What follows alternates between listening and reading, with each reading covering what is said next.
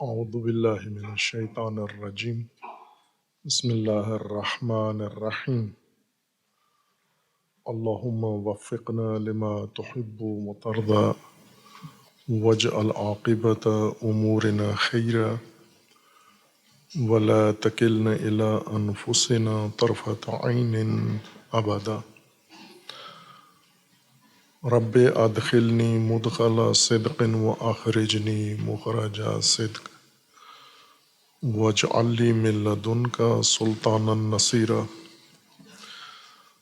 سورہ مبارکہ بقرہ آیات کریمہ۔ یا ایہا الناس اعبدوا ربکم الذی خلقکم والذین من قبلکم لعلکم تتقون الذی جعل لکم الارض فراشا والسماء بناء وانزل من السماء ماء فأخرج به من الثمرات رزقا لكم فلا تجعلوا لله اندادا وانتم تعلمون وإن كنتم في ريب مما نزلنا على عبدنا فاتوا بسورة من مثله وادعوا شهداءكم من دون الله إن كنتم صادقين فإن لم تفعلوا ولن تفعلوا فاتقوا النار التي وقودها الناس والحجارة أعدت للكافرين۔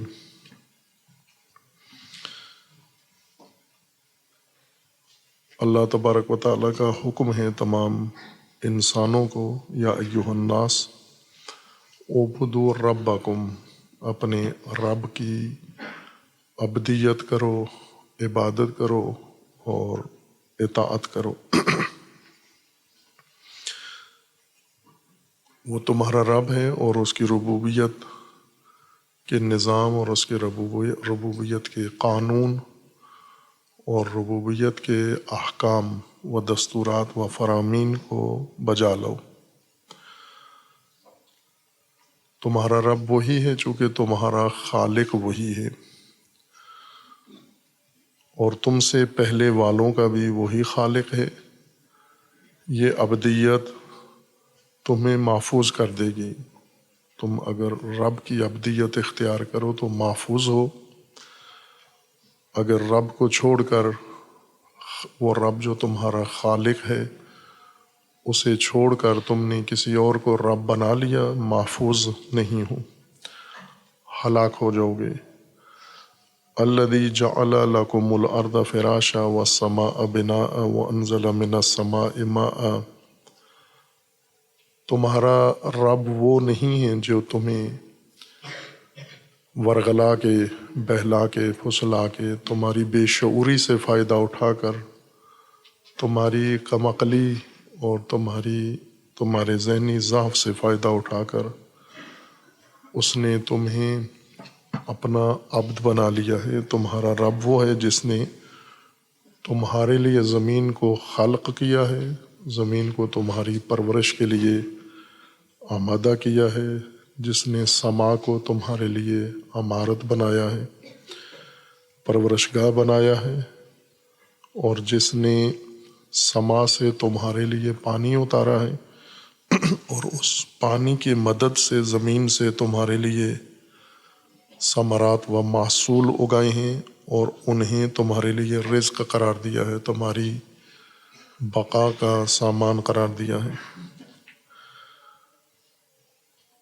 فلا تجعلوا للہ اندادا، پس تم اس رب کے مقابلے میں، اللہ کے مقابلے میں جو تمہارا خالق بھی ہے، رب ہے، پرورش دینے والا ہے، اور اس نے تمہیں تمام پرورشی وسائل فراہم کیے ہیں، اس کی ند نہ بناؤ، اس کے لیے انداد مت قرار دو، اس کے مد مقابل رب نہ بناؤ، اس کے مد مقابل حاکم نہ بناؤ۔ وَأَنْتُمْ تَعْلَمُونَ، چونکہ تم جانتے ہو، جانتے ہوئے آگاہانہ طور پر یہ کام مت کرو۔ وَإِن كُنتُمْ فِي رَيْبٍ مِّمَّا نَزَّلْنَا عَلَىٰ عَبْدِنَا، اور اگر تمہارے اندر کوئی ریب ہے ہمارے اس چیز کے بارے میں جو ہم نے اپنے عبد پر نازل کیا ہے اس کے بارے میں اگر تمہارے اندر ریب پایا جاتا ہے فَأْتُوا بِصُورَةٍ مِّن مِّثْلِهِ، اس ما نزلنا کے طرح، اس کی مثل، اس کی مانند ایک سورہ تم بھی لے آؤ، تم بھی بنا لو۔ وَادْعُوا شُهَدَاءَكُمْ، اپنے گواہوں کو بھی، مددگاروں کو بھی ساتھ بلا لو، من دون اللہ، اللہ کو چھوڑ کر باقی سب کو طلب کر لو، اور ایک سورہ ما نزلنا جو ہم نے نازل کیا ہے، منشور دستور، اس کے طرح کا ایک سورہ آپ بھی لے آؤ۔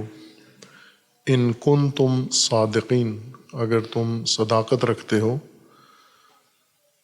فَإِن لَمْ تَفْعَلُوا وَلَن تَفْعَلُوا، یہ نہیں کر سکے تم اور نہیں کر سکو گے تم۔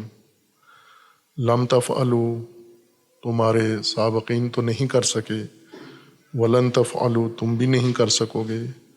فاتقوا النار التي وقودها الناس والحجارہ، بس اس آگ سے، انجام سے اپنے آپ کو محفوظ بناؤ جس کا ایندھن انسان ہیں اور پتھر ہیں۔ وَأُعِدَّتْ لِلْكَافِرِينَ، اور جو کافروں ہی کے لیے آمادہ کی گئی ہے، وہ جہنم و وہ آگ، اس سے اپنے آپ کو محفوظ بناؤ۔ ان آیات کریمہ میں حکم ہے پہلا کہ آپ رب کی عبدیت اختیار کرو۔ عبدیت، عبد، عبادت، عموماً ہمارے ذہنوں میں جو تلقین شدہ تقلیدی مطلب بیٹھا ہوا ہے کہ عبادت پوجا کرنے کو کہتے ہیں، لیکن قرآن کریم میں عبادت پوجا کے معنی میں نہیں ہے بلکہ اطاعت کے معنی میں ہے۔ آمادگی کے ساتھ سرکش انسان، غیر آمادہ انسان اپنے آپ کو پہلے تیار کرے، ذہنی طور پر تیار کرے، ارادی طور پر اپنے آپ کو آمادہ کرے، اپنے رب، خالق و مالک کے فرامین کو بجا لانے کے لیے، فرمان برداری کے لیے۔ اور پھر ایک نہی کی گئی ہے، لا تجعلوا للہ اندادا، اللہ کی عبدیت، رب کی عبدیت کرو یعنی اطاعت کرو، اس کے مد مقابل رب نہ بناؤ۔ اللہ کے نظام پرورش کو اطاعت کرو، اپناؤ، لاگو کرو، اس کے مقابلے میں خود سے مد مقابل نظام نہ لے کر آؤ۔ اللہ کی ربوبیت نے جو وسائل تمہارے لیے فراہم کیے ہیں، ان وسائل کو اللہ کے مد مقابل ند کے لیے نہ قرار دو، جبکہ تمہیں علم بھی ہے کہ جنہیں تم رب بنائے ہوئے ہو، پرورش دہندہ مانے ہوئے ہو، وہ تمہارے رب نہیں ہیں، چونکہ وہ خالق نہیں ہیں، نہ تمہارے نہ تم سے پہلے والوں کے، بلکہ وہ خود مخلوق ہیں، اور مخلوق کبھی بھی رب نہیں ہو سکتی، نہ کائنات کے لیے نہ انسان کے لیے۔ پرورش دہندہ نہیں ہے چونکہ خالق نہیں ہے۔ اور پھر اس کے بعد فرمایا ہے کہ اب جب کہ تمہیں علم ہے، تمہارا خالق اللہ ہے، تمہارا رب اللہ ہے، لیکن عملی طور پر تم اس رب اور خالق کے، اللہ کے عبد نہیں ہو، آمادہ فرمان بردار نہیں ہو تم۔ اور یہ حقیقت کھلی ہے، انتم تعلمون، تم جانتے ہو سب کہ تم نہیں ہو، آمادہ نہیں ہو اپنے رب کی فرمان برداری کے لیے۔ یہ نقطہ جو بارہا کہا ہے کہ قرآن کریم کا خطاب تمام انسانیت کو ہے، یا ایھا الناس، لوگوں کو، تمام انسانیت کو خطاب ہے، نہ ان چند عربوں کو، اعراب کو، جو اس وقت نزول قرآن کے زمانے میں وہاں حاضر تھے، انہیں نہیں ہے خطاب، ایھا الناس، تمام بشریت، تمام انسانیت کو خطاب ہے۔ وہ جو گزر گئے ہیں یہ خطاب ان کے لیے بھی تھا، اس خطاب کو انہوں نے سنا یا نہیں سنا وہ اللہ کے علم میں ہے اور ان کے نامہ عمل میں محفوظ ہے، اور ابھی اسی کے مطابق جس عالم میں ہیں، عالم ارواح میں، عالم قبر میں، عالم برزخ میں، اسی کے مطابق وہاں پر ان کا انجام ہو رہا ہے۔ اگر انہوں نے سابقہ انسانی نسلوں نے، ایھا الناس نے ابدیت کے ساتھ زندگی گزاری تھی، اطاعت کی تھی اپنے رب کی، تو آج اس عالم میں اس اطاعت کا ثمرہ، نتیجہ انہیں حاصل ہے، میسر ہے، اور اس سے بہرہ مند ہیں، لطف اندوز ہو رہے ہیں۔ اور اگر انہوں نے انکار کیا تھا، کفر کیا تھا، تکذیب کی تھی، جھٹلا دیا تھا، یا سرے سے نہیں مانا یا مان کر عمل نہیں کیا، تو اس صورت میں بھی جس عالم میں ہیں گزشتہ نسل انسان کی، ایھا الناس، اس کا بھی انجام وہ خود بھگت رہے ہیں۔ اور وہ نسلیں کسی بعد والی نسل کے لیے اس لیے کوئی موضوعیت نہیں رکھتی، چونکہ جس نسل کی باری ہے، ابھی جو نسل زمین پہ رہ رہی ہے، جو حاضر ہے اس وقت، ایھا الناس ان کے لیے ہے، موجودہ نسل کے لیے خطاب ہے۔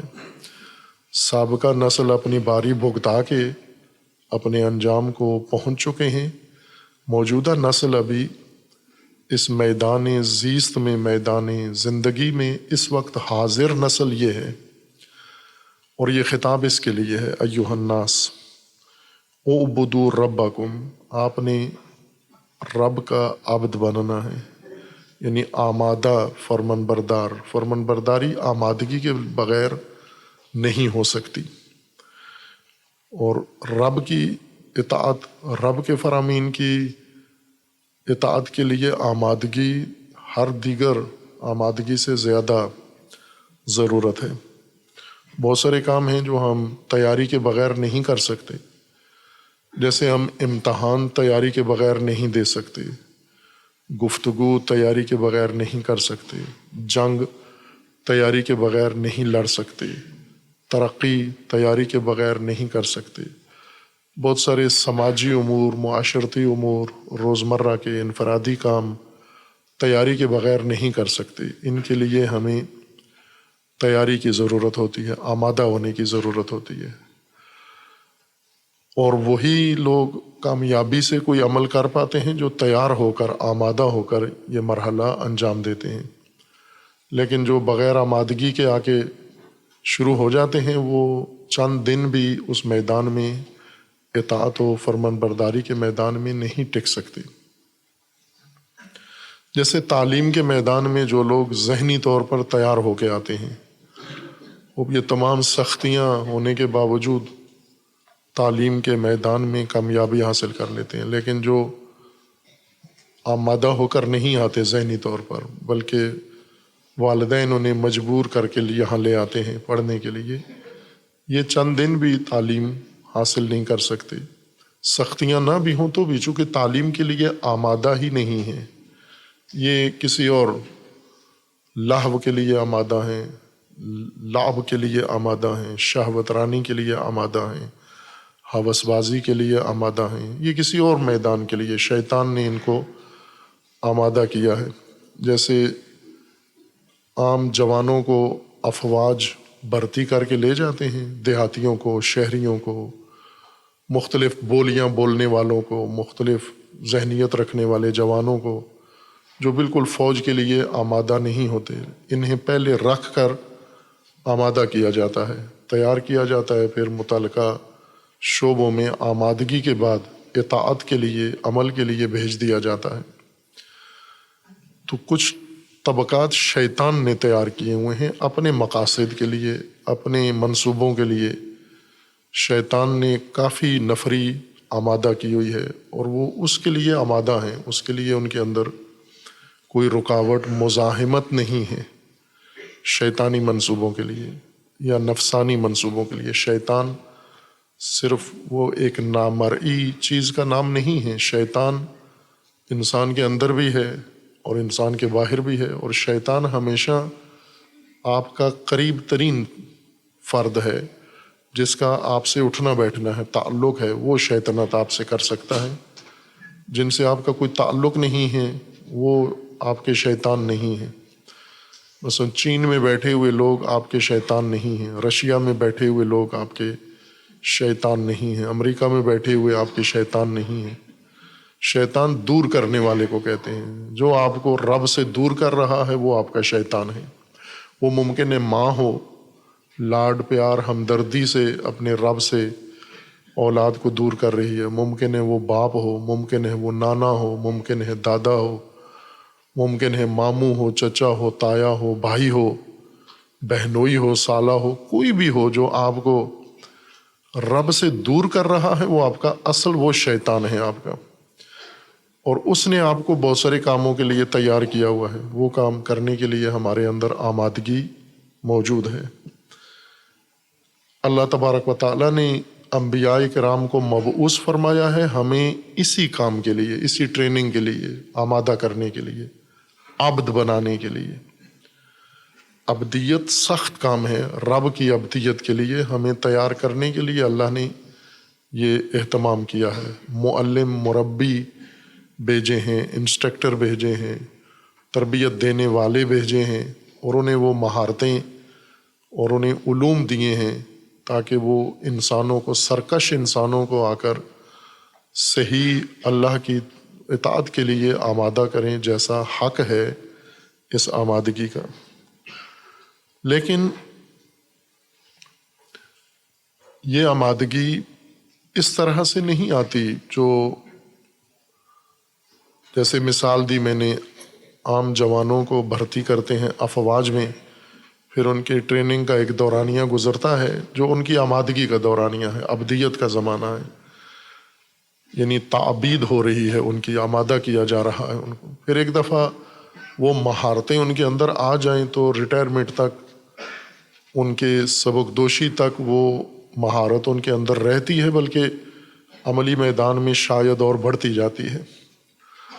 لیکن جو آمادگی عبدیت اپنے رب کے لیے، اللہ تبارک و تعالیٰ کے لیے اور اس کی اطاعت کے لیے چاہیے، وہ مہارت کی طرح نہیں ہے۔ مہارتیں ایک دفعہ انسان میں آ جاتی ہیں، پیدا ہو جاتی ہیں، ملکہ بن کر، خصلت بن کر، صفت بن کر انسان کے اندر یہ وصف آ جاتا ہے، اور انسانی صفات، انسانی عادتیں، انسانی امور ایسے ہیں کہ وہ ایک دفعہ نفس میں آئیں، پھر لاپرواہی برتیں تو ختم بھی ہو جاتے ہیں۔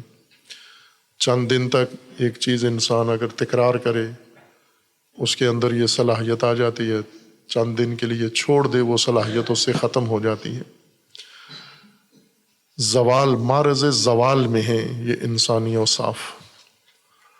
عبدیت، آمادگی جو اللہ تبارک و تعالیٰ کی اطاعت کے لیے انسان کو درکار ہے، وہ روزانہ انسان کو اپنے اندر ایجاد کرنا ہوتی ہے۔ ایک دفعہ پیدا کر کے پھر اس سے آگے پورا دورانیہ اپنا گزار دے، وہ نہیں ہے۔ روزانہ کی بنیاد پر یہ عبدیت تکرار ہونی ہے انسان کے اندر، یعنی آمادگی۔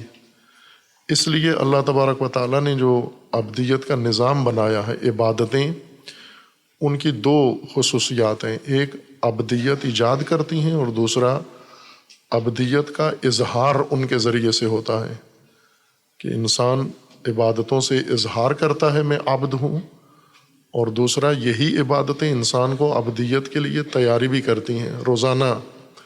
چونکہ فرق آ جاتا ہے عبدیت میں، اگر انسان روزانہ اسی شیڈول کے مطابق نہ رکھے، اس نظام کو جاری نہ رکھے، عبدیت میں آمادگی میں فرق آ جاتا ہے۔ دیگر عوامل بھی مؤثر ہیں انسان کے اس نظام کے اندر، اور عملی طور پر انسان کی عملی حالت کو دیکھنا ہے کہ یہ اب آمادگی آ گئی ہے ان کے اندر، آمادہ لوگ ہیں، معبد ہیں یا نہیں ہیں، یہ ان کی عملی زندگی بتائے گی۔ زبانی دعوے قرآن نہیں سنتا، پہلے انہی آیات میں قرآن نے بیان کر دیا ہے وَمِنَ النَّاسِ، یہی ناس جن کو ابھی خطاب ہے یا ایھا الناس اعبدوا، انہی ناس میں سے کچھ چالاک، مکار، دھوکے باز، فریب دینے والے بھی ہوتے ہیں، لہٰذا وہ اپنا سماج میں یہ تعارف کرواتے ہیں کہ ہم عبد ہیں۔ وَمِنَ النَّاسِ مَن يَقُولُ آمَنَّا بِاللَّهِ وَبِالْيَوْمِ الْآخِرِ، لوگوں کو اپنا تعارف مومن کے طور پر کرواتے ہیں کہ ہم مومنین ہیں۔ قرآن کا فرمانا ہے وَمَا هُمْ بِمُؤْمِنِينَ، یہ مومن نہیں ہیں، بلکہ یہ کون ہیں؟ یہ دھوکے باز ہیں۔ يُخَادِعُونَ اللَّهَ وَالَّذِينَ آمَنُوا، یہ دھوکہ دینے والے ہیں، ہرگز نہ مومن ہیں، نہ عبد ہیں، اور نہ ہی آمادہ ہیں اطاعت اللہ کے لیے، جھوٹ سے اپنے آپ کو مومن کہلواتے ہیں اور تعارف اپنا کرواتے ہیں، اور اپنے آپ کو عبد ظاہر کرتے ہیں، عبد نہیں ہیں یہ۔ اس کے لیے ان کی عملی زندگی مشاہدہ ہوگی۔ عملی زندگی میں یہی نسل حاضر ایھا الناس، اس وقت آپ ہیں اور ہم ہیں، یہ موجودہ انسان زمین پر ہیں، یہ ایھا الناس کا مخاطب اور مصداق آج یہ ہیں، ان کو خطاب ہے۔ ان کی عملی زندگی اگر گواہی دیتی ہے کہ یہ عبد ہیں، یہ مومنین کا حصہ ہیں، اور ان کے لیے قرآن نے الگ سے باب منعقد کیا ہے، اور پہلے ان کے بارے میں قرآن اپنی رائے دے چکا ہے کہ اولئک ھم المفلحون، یہ فلاح یافتہ ہیں۔ اگر عملی زندگی میں عبد ہیں، آمادہ ہیں، تیار ہیں اور مطیع رب ہیں، اولئک ھم المفلحون۔ لیکن اگر ایسے نہیں ہیں،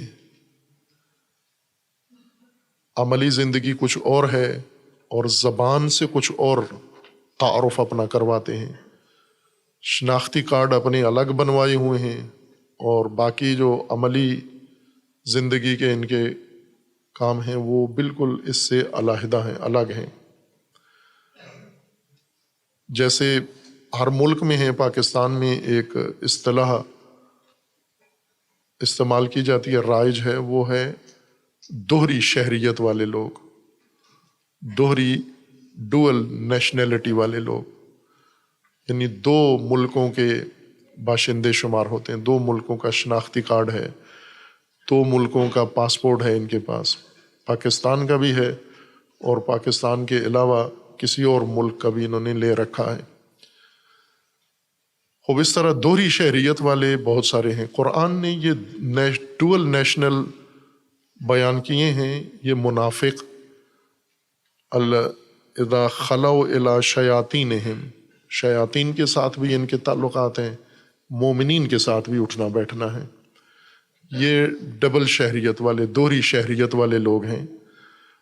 تو دوہری شہریت پاکستان میں تو چھپا کے کی جا سکتی ہے، بلکہ حکمران بھی بنا جا سکتا ہے، پاکستانیوں کے اوپر حکومت بھی جمائی جا سکتی ہے۔ ممکن ہے ہمارے عدلیہ کے ججز سارے دوہری شہریت والے ہوں، پاکستانی ہوں ہی نہ سرے سے، یہ پیدا پاکستان میں ہوئے ہیں، پھر ترک کر کے کسی اور ملک کی شہریت اختیار کر لی ہے، لیکن کمانے کے لیے اور اپنا تحکم جمانے کے لیے پاکستان آ گئے ہیں۔ ممکن ہے جرنیل ہمارے دوہری شہریت والے ہوں، ممکن ہے سیاستدان ہمارے دوہری شہریت والے ہوں، کمائی کے ہیں، ایسا ہی ہے، اور ممکن ہے آپ کے ملک کی بیوروکریسی دوہری شہریت والی ہو، آپ کے علماء دوہری شہریت والے ہوں، دو دو ملکوں کے شناختی کارڈ و پاسپورٹ انہوں نے بنا رکھے ہوں، اور ان کو فائدہ یہ ہوتا ہے کہ جس ملک میں ہیں وہاں کے حالات خراب ہوں تو دوسرے ملک میں چلے جاتے ہیں۔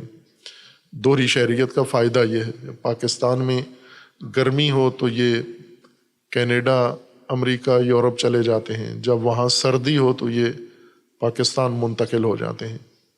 منافق اسی طرح کے دوہری شہریت والے ہیں، اپنے آپ کو اللہ کا مومن بھی کہتے ہیں اللہ پر، اور شیاطین کے ساتھ بھی ان کے تعلقات ہیں، جہاں حالات ٹھیک ہوں وہاں چلے جاتے ہیں۔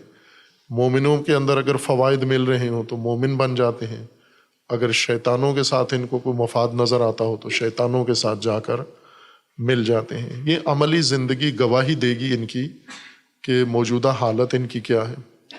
ہماری کیا موجودہ حالت ہے؟ آج محتمل راتوں میں سے ہے لیلۃ القدر کے محتمل راتیں، یعنی جن کے اندر احتمال ہے کہ عشرہ ماہ مبارک رمضان کی آخری طاق راتیں، ان کے اندر احتمال ہے یقیناً لیلۃ القدر انہی آخری عشرہ کے اندر ہے، طاق راتوں کے اندر ہے، جن میں سے آج پہلی رات ہے روایات کے مطابق، اور پھر آخری طاق رات تک یہ احتمال ہے۔ بعض راتوں کو عادت بن گئی ہے، ان طاق راتوں کو لیلۃ القدر کے طور پر رسومات انجام دیتے ہیں، باقی طاق راتوں کو نظر انداز کر دیتے ہیں جو کہ وہ مفاتی میں نہیں ہیں۔ عادت کے تحت ہم یا رسم پوری کرتے ہیں، 3 راتوں کی رسم ہے، باقی 3 راتوں کو چھوڑ دیتے ہیں ہم، یعنی 25، 27 اور آگے نہیں جاتے، اس سے ہم 29 تک نہیں جاتے، جبکہ پورے عشرے کی طاق راتیں کہا گیا ہے کہ ان میں سے ایک یقیناً لیلۃ القدر ہے۔ لیلۃ القدر یعنی اسی جائزے کی رات ہے کہ ہم دوہری شہریت والے ہیں، اپنی عبدیت کا جائزہ لینا ہے کہ عبد ہیں اپنے رب کے۔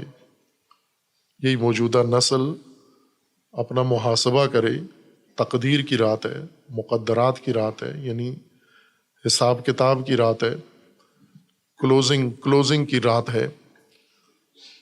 اس لیے اس رات کو ہر انسان جو اپنے آپ کو مومن کہتا ہے، وَمِنَ النَّاسِ مَن يَقُولُ آمَنَّا بِاللَّهِ وَبِالْيَوْمِ الْآخِرِ، یہ دیکھے کہ تلاشی لے اپنی جیبوں کی، اپنے گھر کی، اپنے بیگ، ہر چیز کی، گھر کی دوہری شہریت تو نہیں رکھتا، لیکن اپنے کمروں کی یا اپنے کپڑے لباس کی جیب نہیں، اپنے نفس کی جیب میں جا کے دیکھیں، اپنے دل و دماغ کی جیب میں جا کر دیکھیں کہ دوغلے تو نہیں ہیں۔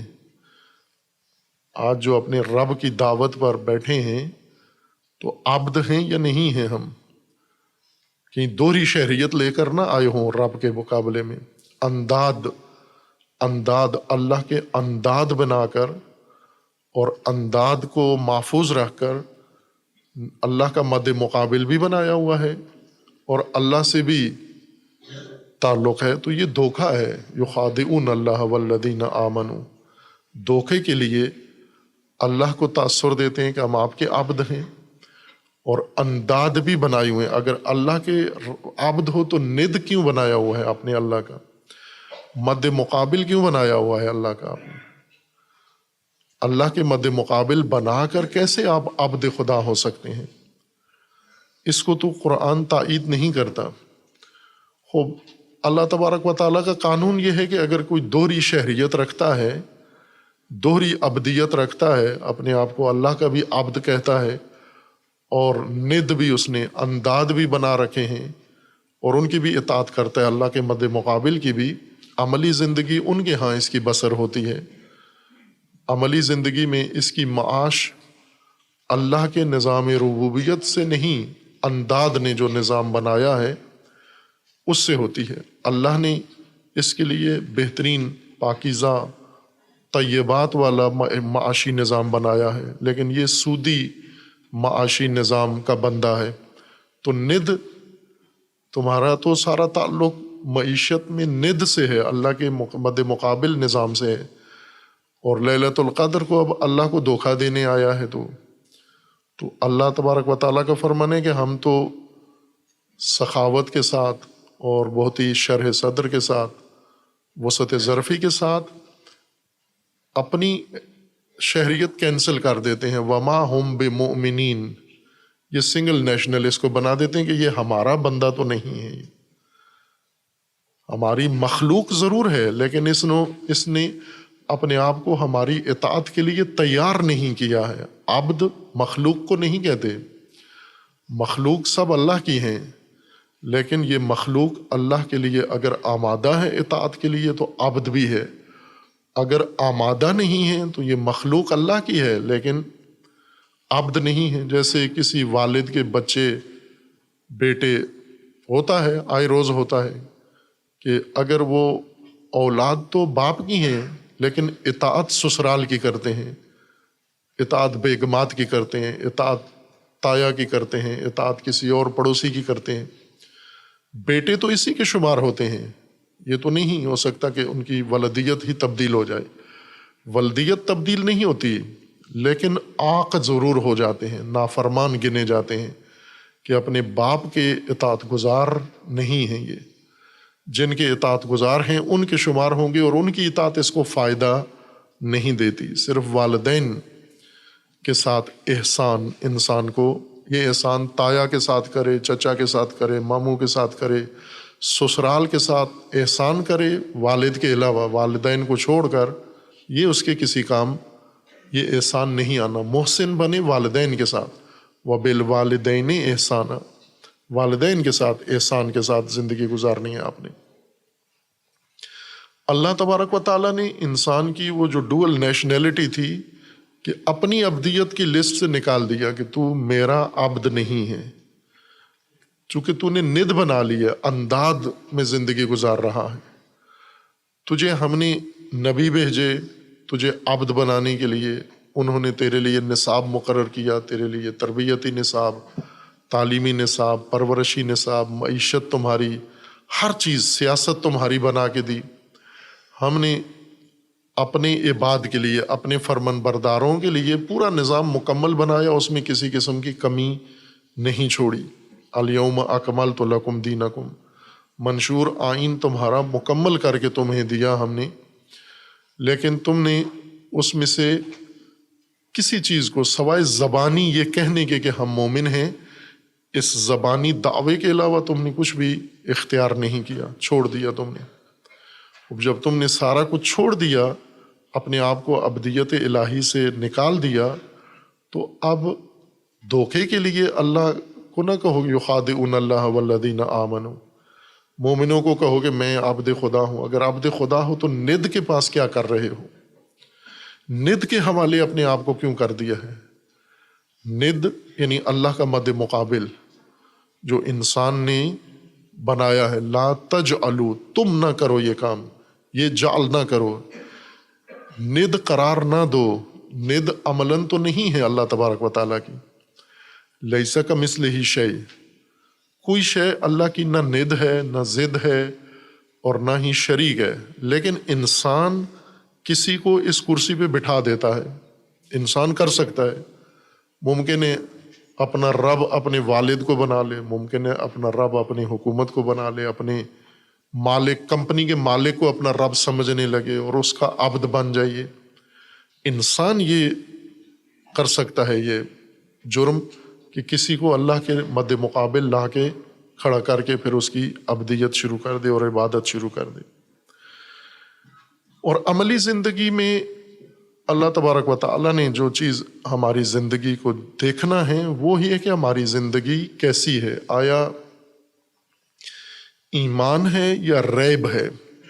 ان کنتم فی ریب مما نزلنا علی عبدنا، ہم نے جو اپنے عبد پر نازل کیا ہے اس کے بارے میں تمہارے اندر ریب ہے، اگر تمہارے اندر ریب ہے تو پھر اس ریب کے ثبوت کے لیے جو تمہارے اندر پیدا ہوا ہے کوئی کر کے دکھاؤ، فاتو بصورت، کوئی صورت لا کے دکھاؤ تاکہ ہمیں اندازہ ہو کہ آپ کا ریب بجا ہے، آپ کے پاس دلیل ہے، آپ کے پاس ثبوت ہے، اس وجہ سے آپ ہمارے نظام میں ریب کے معتقد ہو یا ریب کے اندر مبتلا ہو۔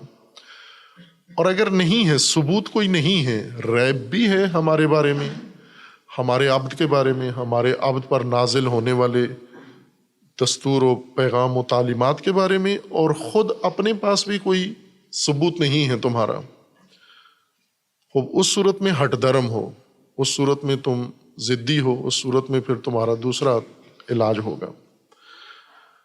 خوب یہاں ان آیات کریمہ میں ان کنتم فی ریب مما نزلنا علی عبدنا، ریب والی زندگی، مریب زندگی اور ایمانی زندگی۔ ایمان ہم جو علوم میں پڑھا ہے، علوم کی تعلیم کے مطابق ایمان ایک ذہنی تصور کا نام ہے، ایک عقیدہ ہے، ایمان عقیدہ ہے، لیکن قرآن کے نزدیک ایمان عقیدہ نہیں ہے، ایمان طرز زندگی ہے، ایمان انسان کی عملی پریکٹس کا نام ہے، جو کچھ عملی زندگی میں انجام دے رہا ہے۔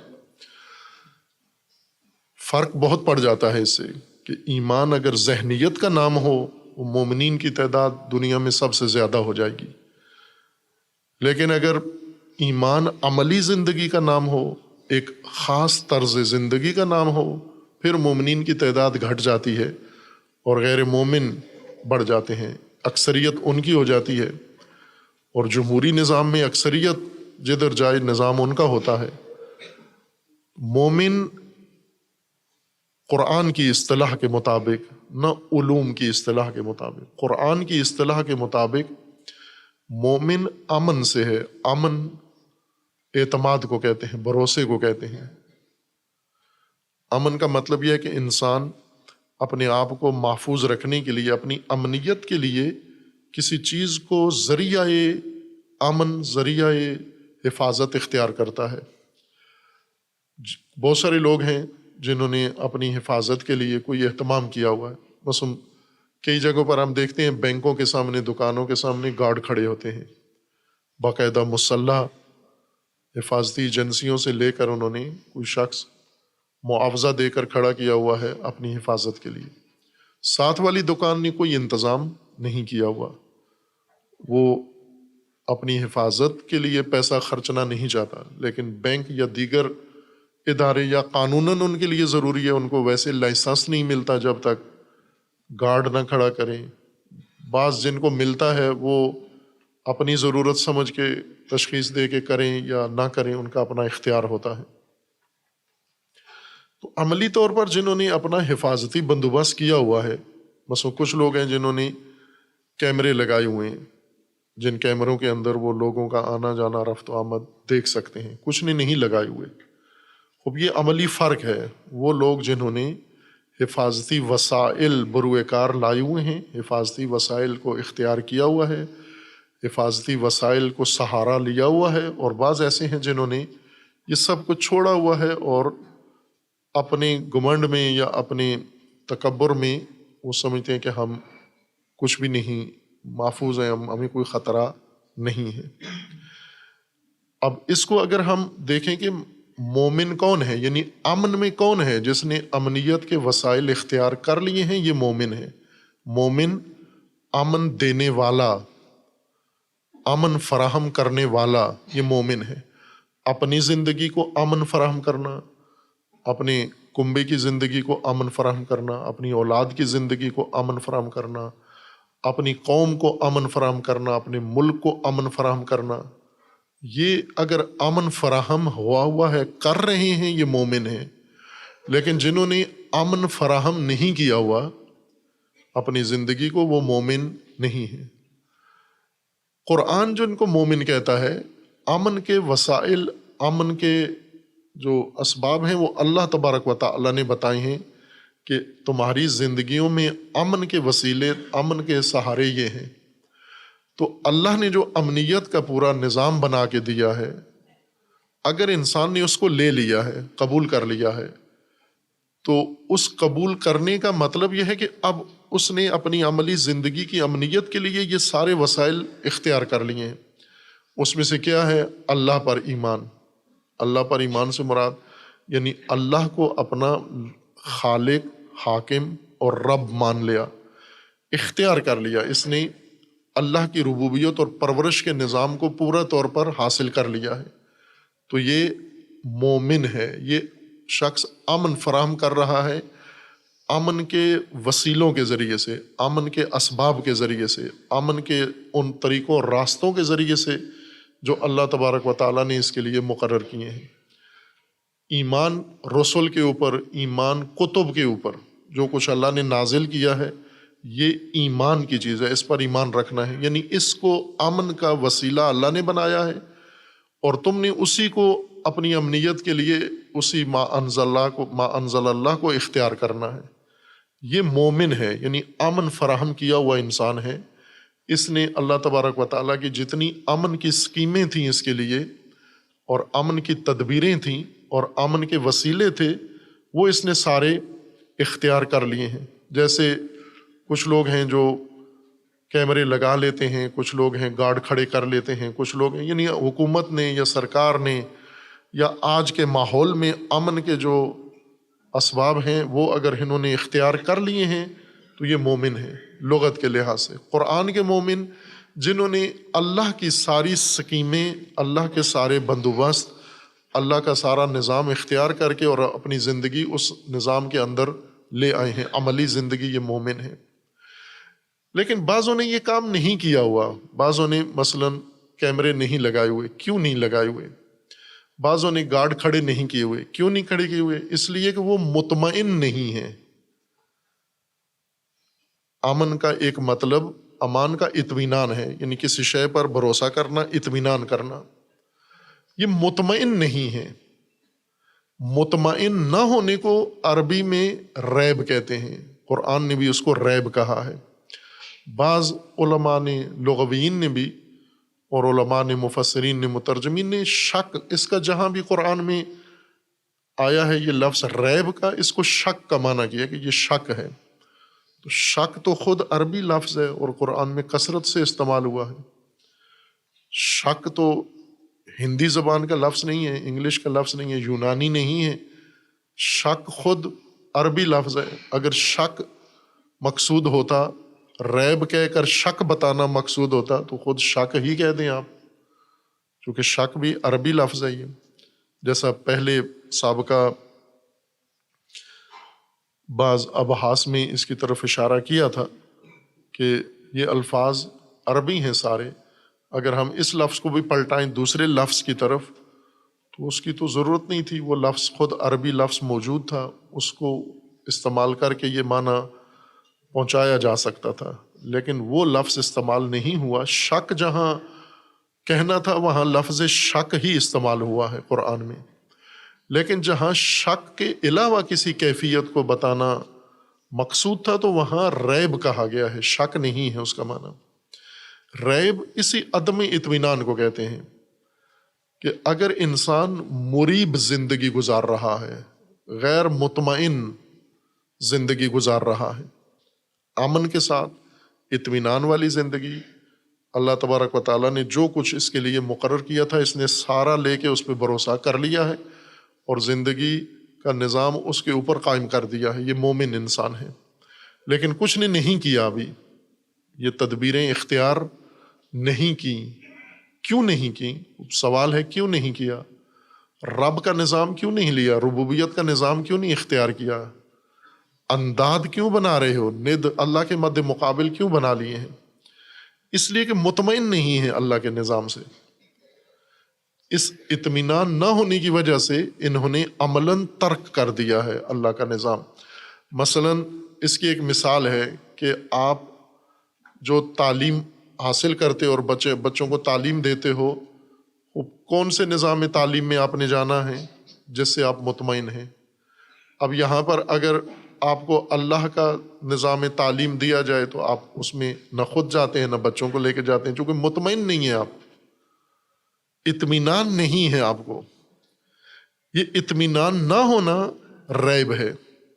ریب شک کو نہیں کہتے، شک ذہنی حالت کا نام ہے، علم کے مقابلے میں ہے۔ علم ایک اصطلاح ہے، یا یقین۔ علم و یقین اگرچہ ایک نہیں ہے، ان کے وجہ تسمیہ الگ الگ ہے، مصداق ایک ہی ہے۔ اگر علم ہو حقیقتاً تو وہ یقین بھی ہے، یا علم کی ایک کیفیت کا نام یقین ہے، اور اگر علم نہ ہو اور یقین نہ ہو اس صورت میں دو کیفیتیں انسان کے اندر پیدا ہوتی ہیں، ایک شک ہے اور ایک ظن ہے، یعنی یہ ذہنی کیفیات ہیں، اور ہر چیز کے بارے میں ہمیں یا علم ہوتا ہے یا علم نہیں ہوتا کسی شے کا۔ اگر علم نہ ہو تو پھر یا ظن ہوتا ہے یا شک ہوتا ہے۔ فرق ان میں یہ ہے کہ اگر علم ہو، علم کا مطلب یہ ہوتا ہے کہ ہمیں 100% اس چیز کے بارے میں حقیقت معلوم ہے، اور ایسا کوئی پہلو نہیں ہے جس سے ہمیں لا علمی حاصل ہو، ہر چیز اس کی ہمارے سامنے کھل کے سامنے آ گئی ہے۔ جیسے ابھی رات ہے، اب یہاں علم ہے آپ کو، یعنی رات ہونے میں کوئی تردید نہیں ہے، کوئی شبہ نہیں ہے، کوئی احتمال نہیں ہے کہ رات نہ ہو، لیکن بعض اوقات انسان اس میں احتمال لے آتا ہے، شک کرنے لگتا ہے، کہ جیسے ماہ مبارک رمضان کا چاند ہے، چاند یقینی ہے۔ اب انسان ظاہر ہے یقین اور علم اسی صورت میں ہوتا ہے جب یقین و علم کے طرق سے اور یقین و علم کے اسباب سے انسان رجوع کرے ان کی طرف جہاں سے علم حاصل ہوتا ہے۔ مثلا انسان دیکھے کسی چیز کو، دیکھنے سے علم حاصل ہوتا ہے۔ اگر نہیں دیکھتا، ایک آدمی دیکھتا ہی نہیں ہے، اور جنہوں نے دیکھا ہے ان پر بھی اعتماد نہیں کرتا، ان کی طرف بھی رجوع نہیں کرتا، اور جو دکھانے کی مہارت رکھتے ہیں ان کی طرف بھی رجوع نہیں کرتا، بلکہ اس کے اندر مرض ہے، جیسے قرآن نے فرمایا فی قلوبہم مرض، ان کے دلوں کے اندر مرض ہے، بیماری ہے، فزادہم اللہ مرضا، اللہ نے ان کی مرض کو اور بڑھا دیا ہے۔ اللہ بیماریاں بڑھاتا بھی ہے، صرف یوں نہیں کہ بیماریوں کی شفا دیتا ہے، بلکہ یہ ہر فرد پر موقوف ہے کہ وہ کس حالت میں ہے، اس کیفیت میں ہے کہ اللہ مرض بڑھائے اس کی، یا اس کیفیت میں ہے کہ اللہ اس کی مرض کو ختم کر دے۔ خوب یہ طبقہ، یہ دوری شہریت والا جو شیطانوں کے ساتھ بھی ہے اور مومنوں کے اندر بھی آتا جاتا ہے، دونوں طرف تعلقات ہیں اس کے، ان کو اللہ نے فرمایا ہے یہ بیمار ہیں اور اللہ ان کی بیماری کو بڑھا دیتا ہے، اضافہ کر دیتا ہے۔ خوب اب مثال ہے کہ آپ چاند کے متعلق یقین و علم، چونکہ چاند ایک عام سی چیز ہے، چاند دیکھنا، چاند نکلنا، چاند ڈوبنا، یہ تو کوئی اتنا علمی گہرا مسئلہ نہیں ہے، اس اور شرعی مسئلہ بھی نہیں ہے۔ چاند دیکھنا شرعی مسئلہ نہیں ہے، اجتہادی مسئلہ نہیں ہے، فقہی موضوع بھی نہیں ہے۔ چاند دیکھنا سورج دیکھنے کی طرح ہے، ستارے دیکھنے کی طرح ہے۔ سورج ڈوب گیا یا سورج طلوع ہوا، یہ تو شرعی مسئلہ نہیں ہے، اگرچہ سورج ڈوبنے سے شرعی اور موضوعات پیدا ہو جاتے ہیں۔ مثلا اگر سورج ڈوب گیا ہے تو روزہ افطار کرنا ہے یا نہیں، لیکن سورج ڈوبنا شرعی موضوع نہیں ہے۔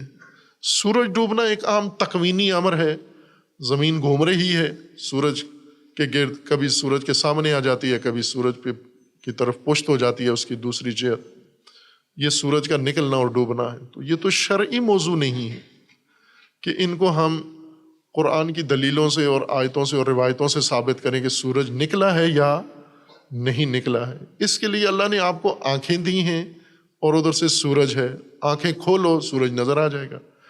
ایک آدمی آنکھ نہیں کھولتا، اسے کہو آنکھ کھولو، نہیں میں نے آنکھ نہیں کھولنی۔ جن کی آنکھیں کھلی ہوئی ہیں انہیں پوچھو، ان سے بھی میں نے نہیں پوچھنا۔ وہ پھر کس سے پوچھنا ہے؟ میں نے اپنے کسی بزرگ سے پوچھنا ہے۔ وہ بزرگ، وہ اگر اس نے کہا سورج نکل آیا ہے، میں نے مثلا اپنے پیر صاحب سے پوچھنا ہے۔ پیر صاحب ممکن ہے اس وقت سوئے ہوئے ہوں، پیر صاحب ممکن ہے مثلا اگر پاکستانی کلندر ہے تو وہ ممکن ہے نشے میں ہو اس وقت، دو تو اسے فون کر کے پوچھے، اسے سمجھ ہی نہ آئے کہ یہ پوچھ کیا رہا ہے، کون سا چاند ہے، کون سا سورج نکل آیا ہے۔ خوب یہ تو ایک عام آدمی کے بس سورج نکلنا، سورج ڈوبنا، چاند نکلنا، چاند ڈوبنا، رات ہونا، دن ہونا، یہ عرفی مسائل ہیں، یہ عام انسانی مسائل ہیں، شرعی تشریعی مسائل نہیں ہیں کہ دن چڑھا یا نہیں چڑھا، 12 بجے ہیں یا نہیں بجے، یہ تو شرعی مسئلہ نہیں ہے۔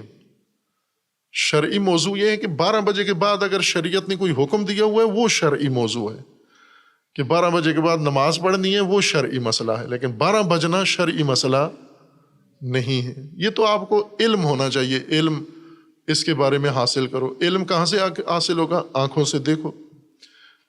خود آنکھیں خراب ہیں تو جن کی آنکھیں ٹھیک ہیں ان پر بھروسہ کرو، اعتماد کرو، یا وہ جو آپ کو بتا سکتے ہیں کہ یہ اس وقت اگرچہ بادل ہیں آپ کے آسمان پر لیکن چاند موجود ہے، وہ علوم جو بتاتے ہیں کہ سورج نکل آیا ہے۔ مثلا جن دنوں بارشیں ہو رہی ہوتی ہیں صبح کے وقت، اس دن کیا کرتے ہیں یہ لوگ؟ صبح کئی دن آتے ہیں نا جب پوری گھٹا چھائی ہوتی ہے، صبح سورج کے طلوع کے وقت بادل ہوتے ہیں، اس دن کیا کہتے ہیں؟ سورج نکلتا ہے یا نہیں نکلتا؟ نظر آتا ہے؟ نہیں آتا۔ پھر کیوں سارے کام شروع کر دیتے ہو؟ جی سورج نکل آیا ہے، بس افق پہ بادل چھائے ہوئے ہیں، سورج نہیں نظر آ رہا، تو نماز کا وقت ختم ہوا ہے یا نہیں ہوا؟ ختم ہو گیا۔ کیسے پتہ چلا آپ کو ختم ہو گیا؟ سورج تو دیکھا نہیں آپ نے، کہیں سے فون کر کے آپ نے پوچھا ہے نکل آیا ہے؟ نہیں پوچھا۔ کس نے بتایا ہے؟ وہ جنہوں نے کیلنڈر نشر کیا ہے انہیں پتا ہے کتنے بجے سورج نکلتا ہے، کس دن کتنے بجے نکلتا ہے سورج، ان پر اعتماد کیا ہے کہ اگرچہ مجھے نہیں نظر آ رہا، بادل ہیں لیکن وہ نکل آئے، موجود ہے سورج۔ تو اگر وہ طبقہ جن کو پتا ہے کہ بادلوں کے پیچھے سورج ہوتا ہے اور وہ بتا دیں کہ سورج نکل آیا ہے تو ہم اسے مان لیتے ہیں۔ ابھی جو روزہ صبح بند کرتے ہو تو اٹھ کے چھتوں پہ چڑھ کے دیکھتے ہو کہ افق پہ فجر طلوع ہوئی ہے یا نہیں ہوئی ہے؟ جو کیلنڈر آپ کو لکھ کے دیا گیا اس کے مطابق اذان دے کے اور اب روزہ بند کر لیتے ہو آپ۔ کون ہے؟ کوئی مجتہد چڑھتا ہے چھت کے اوپر؟ کوئی وکیل اس کا چڑھتا ہے چھت کے اوپر؟ اگر کوئی چڑھے تو وہ لوگ شک پاگل ہو گئے، شک کریں گے اس کے اوپر کہ سورج کے لیے یہ کدھر چڑھتا ہے، جا کر پہاڑوں کے اوپر چڑھ کے دیکھے سورج نکلا ہے یا نہیں۔ وہ سورج ایک نظم ہے، چاند کا بھی ایک نظم ہے، اس کے مطابق طلوع و غروب ہوتا ہے۔ یقین کا راستہ کھلا ہوا ہے، سورج دیکھنے کا بھی چاند دیکھنے کا بھی، اور یقینی ہو بھی جاتا ہے۔ ظاہر ہے جب مثلا اسی ماہ مبارک کا چاند یقینی ہے، جس تاریخ کو اعلان ہوا، اکثر اسلامی ممالک میں اعلان ہوا، یقینی چاند تھا وہ، لیکن جس کے دل میں ریب ہے، مرض ہے، فی قلوبہم مرض فزادہم اللہ مرضا، اب پہلے اس نے ریب کیا کہ پہلی رمضان ہوئی ہے یا نہیں ہوئی، اللہ نے مرض بڑھا دی، اس کو آج یہ شک ہے کہ لیلۃ القدر آج ہے یا نہیں، اور یہ مرض بڑھتی ہوئی عید تک جائے گی اس کے اندر۔ تو ایسے بیماروں کے کہنے پر انسان کیوں کرے جن کو سورج نظر نہیں آتا؟ اور اللہ نے ایسی بیماری بڑھا دی ہے کہ سورج ساری دنیا کو، اندھوں کو نظر آتا ہے، اس کو نظر نہیں آتا، تو اللہ نے مرض بڑھا دی ہے، اور ہم نے ادھر سے عہد کیا ہوا ہے کہ مریضوں کے پیچھے چلنا ہے ہم نے۔ اس جیسے پاکستانی قوم کے بہت سارے عہد ہیں کہ سیاستدان سب سے گندا ہوگا وہ ہمارا سب سے مقبول لیڈر ہوگا، جو مولوی سب سے اندھا ہوگا وہ ہمارا مذہبی پیشوا ہوگا، جو سب سے زیادہ برا ہوگا وہ ہمارا سب سے اچھا آدمی ہوگا۔ یہ کیا عہد کیا ہوا ہے آپ نے کہ جنہیں اللہ مریض کہتا ہے آپ ان کو پوچھتے ہو، انہی کے بارے میں شرعی مسائل پوچھتے ہو ان سے آپ؟ یقینی ہے جب جتنے راستے علم کے چاند دیکھنے کے ہیں وہ سارے حاصل ہو گئے تو یقین حاصل ہو گیا، یہاں شک کی کوئی گنجائش نہیں ہے۔ لیکن بعض اوقات شک ہوتا ہے، شک کا مطلب یہ ہے کہ یعنی انکشاف نہیں ہوا، واضح نہیں ہوا، احتمال ہے کہ یہ شے موجود ہو، احتمال ہے موجود نہ ہو۔ اگر دونوں احتمال مساوی ہوں اس کو شک کہتے ہیں، کسی کی شے کے ہونے کا اور نہ ہونے کا۔ آنکھیں بند کر کے نہ، آنکھیں کھول کے دیکھنے سے بھی پتہ نہیں چلا۔ مثلا آپ نے جا کے دیکھا کہ فلاں آدمی مثلاً آیا ہے یہاں یا نہیں آیا، زید آیا ہے یا نہیں آیا، تو اگر آپ نے دیکھ لیا آ گیا ہے، موجود ہے، یہ علم ہے آپ کا۔ آپ نے ممکنہ جگہوں پہ دیکھا، سب جگہ آپ کو نظر نہیں آیا، لیکن آپ احتمال دیتے ہیں کہ شاید آ گیا ہو، مجھے دکھائی نہیں دیا۔ اگر دیکھ لیا ہے آپ نے، یہ علم ہے آپ کا، اب شک برطرف ہو گیا، احتمال نہیں ہے۔ اگر آ گیا اور آپ نے نہیں دیکھا، لیکن احتمال ہے کہ آ گیا ہو، مجھے نظر نہیں آیا، اور ممکن ہے نہ بھی آیا ہو، اس کو شک کہتے ہیں۔ اور اگر آپ یہ سمجھتے ہیں کہ غالباً زیادہ امکان یہ ہے کہ نہیں آیا، لیکن تھوڑا سا ضعیف احتمال ہے کہ آ گیا ہو، اس غالبی اکثری احتمال کو ظن کہتے ہیں اصطلاح میں، کہ یہ جو ہمیں احتمال تو ہے کہ وہ نہ آیا ہو، زیادہ قوی احتمال ہے کہ نہیں آیا، لیکن پھر بھی ایک چونکہ علم نہیں ہے، دیکھا نہیں ہے، کوئی مستند چیز میرے پاس ثبوت نہیں ہے، احتمال ضعیف ہے کہ شاید آ گیا ہو، یہ جو زیادہ قوی احتمال ہے اس کو ظن کہتے ہیں۔ علم، شک اور ظن یہ انسان کی ذہنی کیفیتوں کا نام ہے کسی شے کے بارے میں آگاہی کے وقت۔ شے کی آگاہی کے بارے میں یہ تین حالتیں آپ کی ہو سکتی ہیں، یا آپ کو علم ہوگا، یا آپ کو شک ہوگا، یا آپ کو ظن ہوگا۔ ریب نہیں ہوگا، ریب اس کو نہیں کہتے کہ یا آپ کو علم ہے یا آپ کو ریب ہے۔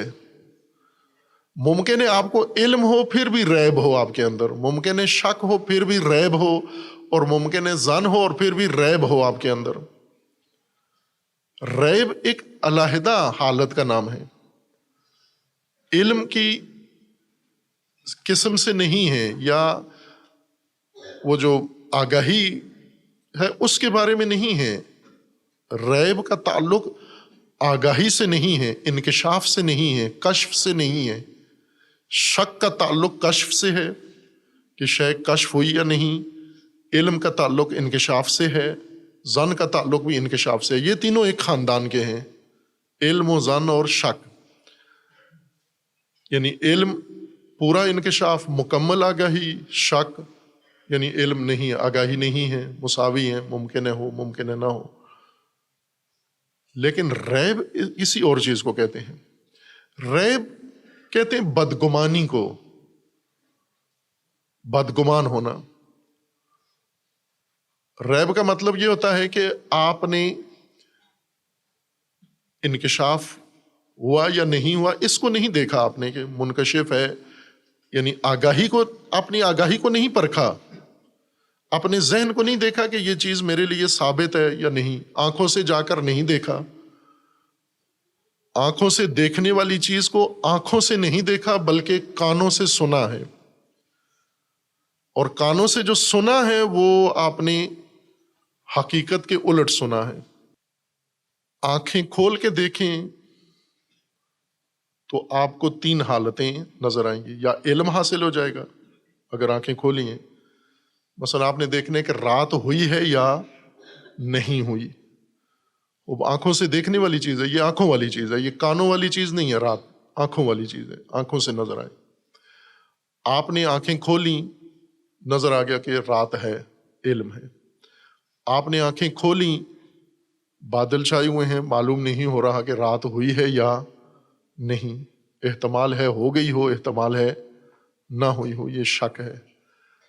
آپ نے آنکھیں کھولی، دیکھا، آپ کو لگ ایسے رہا ہے کہ ہو گئی ہے، لیکن پھر بھی پوری تسلی نہیں ہے، یہ ظن ہے آپ کا۔ لیکن آپ نے رات کے بارے میں آنکھیں ہی نہیں کھولی،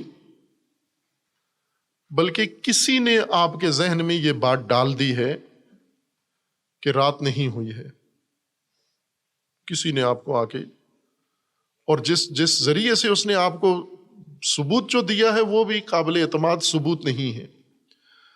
جیسے اکثر ہم کہتے ہیں نا، میرے خیال میں رات نہیں ہوئی، اکثر ہم پاکستانی، غیر پاکستانی بھی ایسے کہتے ہیں، عربی والے کہتے ہیں زعم، بزعمی، میرے گمان میں یہ کام ہو گیا ہے،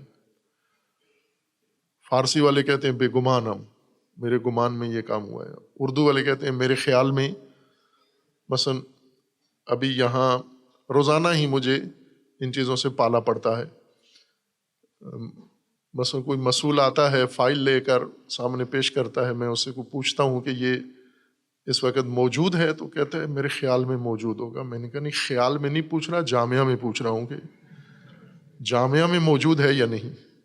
اور وہ خیال میں بتاتا ہے کہ میرے خیال میں موجود ہے. آپ کے خیال میں ہے, آپ کے خیال میں اور بہت ساری چیزیں ہیں جو شاید بتانے کی نہ ہو, تو کہ خیال میں تو ہر چیز ہوتی ہے. میں یہ پوچھا ہے کہ جامعہ میں ہے یا نہیں ہے, یا کوئی سامان ہے, کوئی کام ہے تعمیراتی ہو رہا ہے, میں ان سے پوچھتا ہوں کہ یہ کام شروع ہوا ہے, وہ کہتے ہیں میرے خیال میں شروع ہو گیا ہے. تو پھر وہی بات ہے کہ خیال میں نہیں, وہاں جگہ پر سائٹ پر جہاں کام ہو رہا ہے وہاں پوچھ رہا ہوں کہ شروع ہوا یا نہیں ہوا. اب یہ علم نہیں ہے, یہ میرے خیال میں یہ علم نہیں ہے, یہ ایک گمان ہے جو ظن بھی نہیں کہلاتا. یہ ایک انسان کی نفسیاتی کیفیت کا نام ہے. انکشاف, علم, شک, ظن, یہ انکشاف کی 3 کیٹیگری ہیں. اگر پورا انکشاف ہو گیا ہے, آگاہی پوری ہے, علم ہے, آگاہی ادھوری ہے, یا ظن ہے یا شک ہے, یہ آگاہی کے بارے میں ہے. وہ نفسیاتی کیفیات نہیں ہیں, یہ انسان کے ذہن کے اندر بیرونی حقیقت کو دیکھنے کے نتیجے میں جو انعکاس ہوا ہے وہ حالتیں پیدا ہوئی ہیں.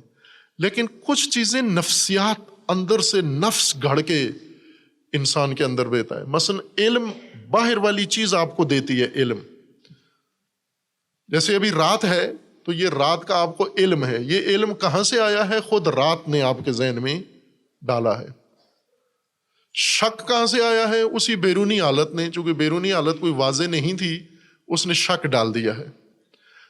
ظن کہاں سے آیا ہے؟ وہ بھی بیرونی کیفیت سے, چونکہ ہوا تھی, معلوم نہیں ہو رہا رات ہے یا نہیں, تو وہ بھی باہر سے یہ چیز حقیقت نے جس کے بارے میں ہمیں علم حاصل کرنا ہے, اس شے کی جو نوعیت ہے, کیفیت ہے, وہ ہمیں یا علم دیتی ہے, یا شک دیتی ہے, یا ظن دیتی ہے. مثلا ایک شخص ہے, منہ ادھر کر کے کھڑا ہوا ہے, آپ اس کی پشت دیکھ رہے ہیں. اب یہ شخص آپ کے ذہن میں پیغام اپنا بھیج رہا ہے کہ آپ کا ذہن اس کے بارے میں جتنا آشنا ہے, تو ایک آدمی کہتا ہے کہ یقیناً یہ فلاں ہے, یہ الف ہے. دوسرا کہتا ہے نہیں, احتمال ہے کہ فلاں ہو. تیسرا کہتا ہے غالب گمان یہ ہے کہ یہ ہوگا. اب یہ شخص جو کھڑا ہوا ہے باہر, یہ آپ کے ذہن میں یہ 3 حالتیں پیدا کرتا ہے.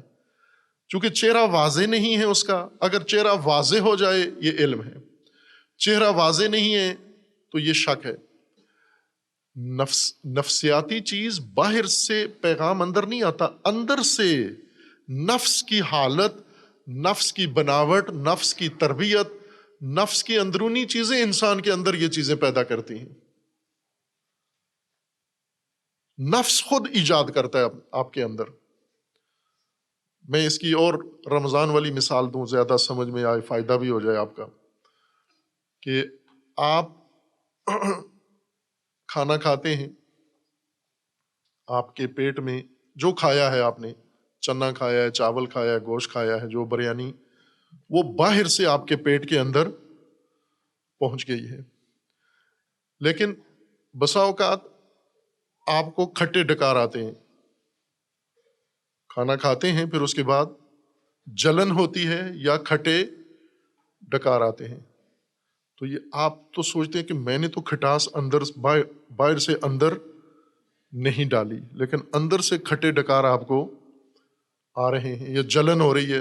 تو یہ جلن میں نے اندر کوئی آگ یا کوئلہ دہکتا ہوا پیٹ میں نہیں ڈالا, تو یہ اندر سے جلن کیسے ہو رہی ہے؟ اس لیے کہ آپ کچھ چیزیں باہر سے میدے میں ڈالتے ہیں, کچھ چیزیں میدہ خود اپنے اندر پیدا کرتا ہے. تہذابیت خود میدہ پیدا کرتا ہے. تہذاب میدہ خود جتنا خالی ہوگا اتنا وہ خالی بھی نہیں رہتا, اتنا وہ اپنا کام کرتا رہتا ہے. اگر اس میں ہضم کرنے کی کوئی چیز ہو تو اس کے ہضم میں لگا رہتا ہے، اگر ہضم کرنے کی نہ ہو تو وہ تیزاب سارا اندر جمع کرتا رہتا ہے، پھر آپ کو معدے میں کھٹے ڈکار آنا شروع ہو جاتے ہیں. تو ضروری نہیں ہے کہ معدے میں جو چیز ہے وہ آپ نے باہر سے ڈالی ہے، کچھ چیزیں معدہ خود اندر اپنی پیدا کر رہا ہے. یہی آپ کے نفس کی حالت ہے کہ آپ کے نفس کے اندر جو کچھ ہے یہ ضروری نہیں کہ باہر سے گیا ہو، یہ کچھ نفس نے اندر سے بنا کے باہر بھیجا ہے. یہ جو بدگمانیاں ہیں، سوء ظن ہے، یہ باہر سے نہیں جاتے اندر کہ باہر بد چیز ہے، اس بد چیز کا تصور آپ کے ذہن میں آئے تو یہ تو یا علم ہوگا یا شک ہوگا یا ظن ہوگا. باہر سے آئی ہوئی چیز یا علم ہوتی ہے یا شک ہوتا ہے یا ظن ہے، جو بیرونی چیزیں ہمارے اندر منتقل کرتی ہیں. لیکن یہ جو ہم کہتے ہیں میرے خیال میں آ گیا ہوگا، یہ تو باہر سے نہیں آیا میسج، یہ آپ کے نفس نے اندر سے بنایا ہے، گھڑا ہے اس نے. یہ نفسیاتی حالت ہے، یہ نفسیاتی کیفیت ہے جو نفس خود بنا کے اپنے اندر ایجاد کر رہا ہے.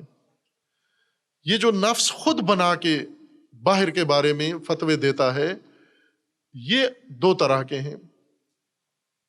ان میں کچھ ایسے ہیں جن میں انسان کے علم پر اثر انداز ہوتے ہیں یہ اندرونی نفسیاتی کیفیات، اور کچھ ایسے اندرونی نفسیاتی کیفیات ہیں نفس کی کہ جس کے نتیجے میں انسان کے اندر ایک سیئہ پیدا ہوتا ہے، برائی پیدا ہوتی ہے، نگاہ بد پیدا ہوتی ہے.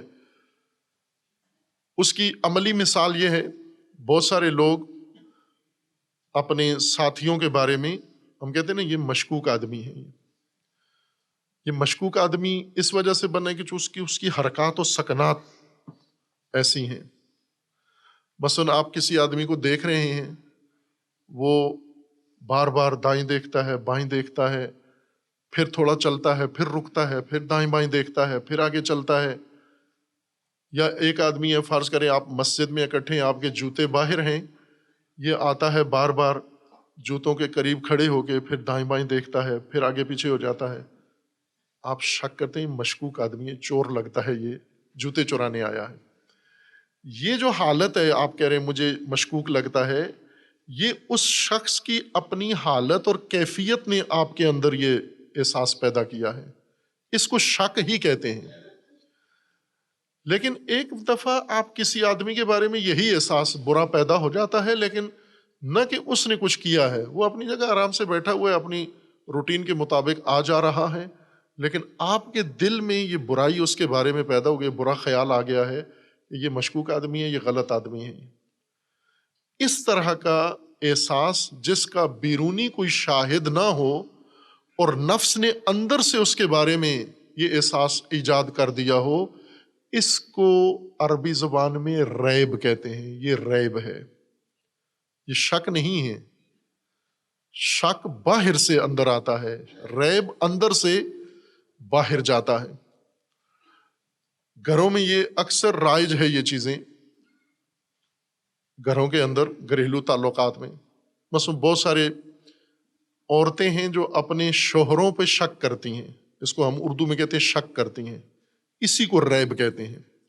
بھلے اگر تو شوہر کی حرکات و سکنات ایسی ہیں، اس کے پاس ایسے ثبوت مل گئے ہیں عورت کو، اس کے موبائل سے، اس کے کپڑوں سے، اس کے اور، تو وہ تو یا عورت کو یقین ہو گیا ہے کہ یہ کوئی غلط کام کر رہا ہے، یا اس کی اپنی حرکات و سکنات سے عورت کو شک ہو گیا ہے یا گمان پیدا ہوا ہے. یہ علم ہے، یہ علم کی سنخ سے شک و گمان ہے. لیکن بعض اوقات نہ مرد کے کسی عمل میں کوئی ایسا ثبوت موجود نہیں ہے، وہ جو کچھ کر رہے اپنی روٹین کے مطابق آنا جانا ہے، لیکن عورت کو شک پڑ گیا ہے کہ اس کے کسی سے تعلقات ہیں. ثبوت باہر سے نہیں لیا، اندر اس کے نفس کے اندر یہ احساس پیدا ہوا ہے، شوہر کے بارے میں بدگمانی پیدا ہوئی ہے کہ یہ مشکوک شوہر ہے. یہ ریب ہے، یہ جو اس کے عورت کی نفسیاتی کیفیت نے اپنے شوہر کے بارے میں یہ جو احساس اس کے دل میں برا پیدا کیا ہے، یہ ریب ہے۔ ریب میں دو چیزیں ہوتی ہیں، ایک تردید ہوتی ہے، یعنی وہ شک والی کیفیت مشابہ ہوتی ہے، لیکن شک اس لیے نہیں کہتی کہ باہر سے نہیں آیا، اندر سے یہ شک کسی ثبوت کے ساتھ ہوتا ہے، اس کا کوئی ثبوت نہیں ہے، یہ اندر سے پیدا ہوا ہے، لیکن کیفیت شک والی ہے، تردید ہے۔ دوسرا، اس تردید کے ساتھ تہمت ہے، ساتھ تہمت بھی ہے اس احساس کے اندر۔ شک میں تہمت نہیں ہوتی، شک میں یہ ہے کہ یا ہے یا نہیں، دن ہے یا نہیں ہے، ساتھ تہمت نہیں ہے، دن ہے تو بھی، دن نہیں ہے تو بھی، اگر شک ہے ہمیں تو بھی تہمت نہیں ہے۔ چاند ہے یا چاند نہیں ہے یہ شک ہے آپ کو، لیکن اگر چاند ہونے نہ ہونے کے ساتھ آپ کے دل کے اندر تہمت بھی موجود ہے، اتہام بھی موجود ہے، یہ ریب ہے، یہ آپ کے نفس نے اندر سے پیدا کیا ہے۔ دو چیزیں اس کے اندر، ایک تردید شے کے ہونے نہ ہونے کے بارے میں، اور دوسرا اس کے اندر اتہام بھی ہے، تہمت بھی ہے، نفس کی طرف سے تہمت ہے، برائی کی ایک تہمت بھی اس شے کے اوپر لگا رہا ہے۔ جیسے ہم دیکھتے ہیں نا کہ کوئی شخص ڈاکٹر ہے یا نہیں، تو اس کے پاس اگر ثبوت موجود ہے، سندیں موجود ہیں، عمل اس کا گواہی دیتا ہے، ہمیں یقین ہے یہ ڈاکٹر ہے، یا نہ اس کے اپنے اعمال ہی ہمیں بتاتے ہیں کہ شک میں پڑ گئے ہم کہ پتہ نہیں ڈاکٹر ہے یا نہیں ہے، خود اس کے پاس یہ ثبوت ہے۔ لیکن ایک چیز یہ ہے کہ ہم نے اس کو ٹٹولا ہی نہیں ہے کہ اس کے پاس ثبوت ہے یا نہیں ہے، ہمارے نفس کے اندر اس کے بارے میں ایک گمان پیدا ہوا ہے، ایک تردید ہمارے نفس نے ایجاد کی ہے باہر سے ثبوت ڈھونڈے بغیر، اور اس تردید کے ساتھ ہماری طرف سے، نفس کی طرف سے ایک اتہام بھی اس کے اوپر ہے کہ یہ تو ڈاکٹر نہیں ہے۔ شک جب انسان کرتا ہے تو اتہام نہیں ہوتا، ساتھ صرف تردید ہوتی ہے کہ یہ ہے یا نہیں ہے، اس کے ہونے اور نہ ہونے کے بارے میں انسان مردد ہوتا ہے۔ لیکن جب یہ حالت ہو شک والی، تردید والی، ساتھ اندر سے تہمت بھی نفس پیدا کر کے لگائے، اس صورت میں اس کو کہتے ہیں ریب، یہ ریب ہے۔ اب قرآن کریم میں اللہ تبارک و تعالیٰ کا فرمانا ہے، ان کنتم فی ریب مما نزلنا علی عبدنا، اگر تمہارے دلوں میں ریب ہے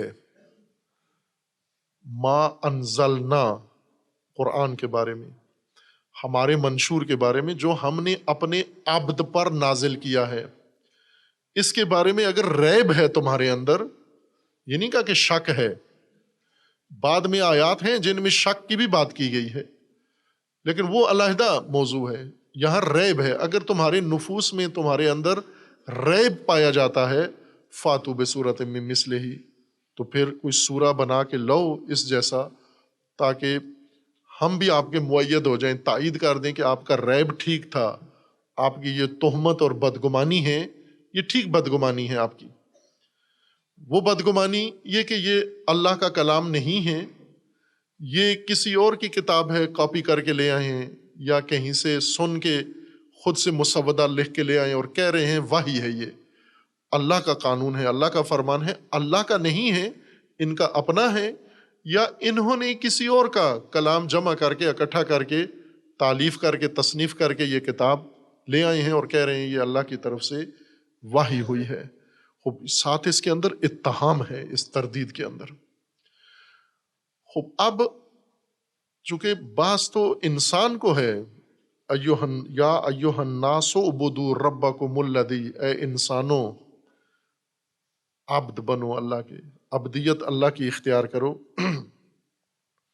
الذی خلقکم والذین من قبلکم لعلکم تتقون، الذی جعل لکم الارض فراشا والسماء بناء وانزل من السماء ماء فاخرج به من الثمرات رزقا لکم فلا تجعلوا للہ اندادا وانتم تعلمون وان کنتم، وہی ایھا الناس،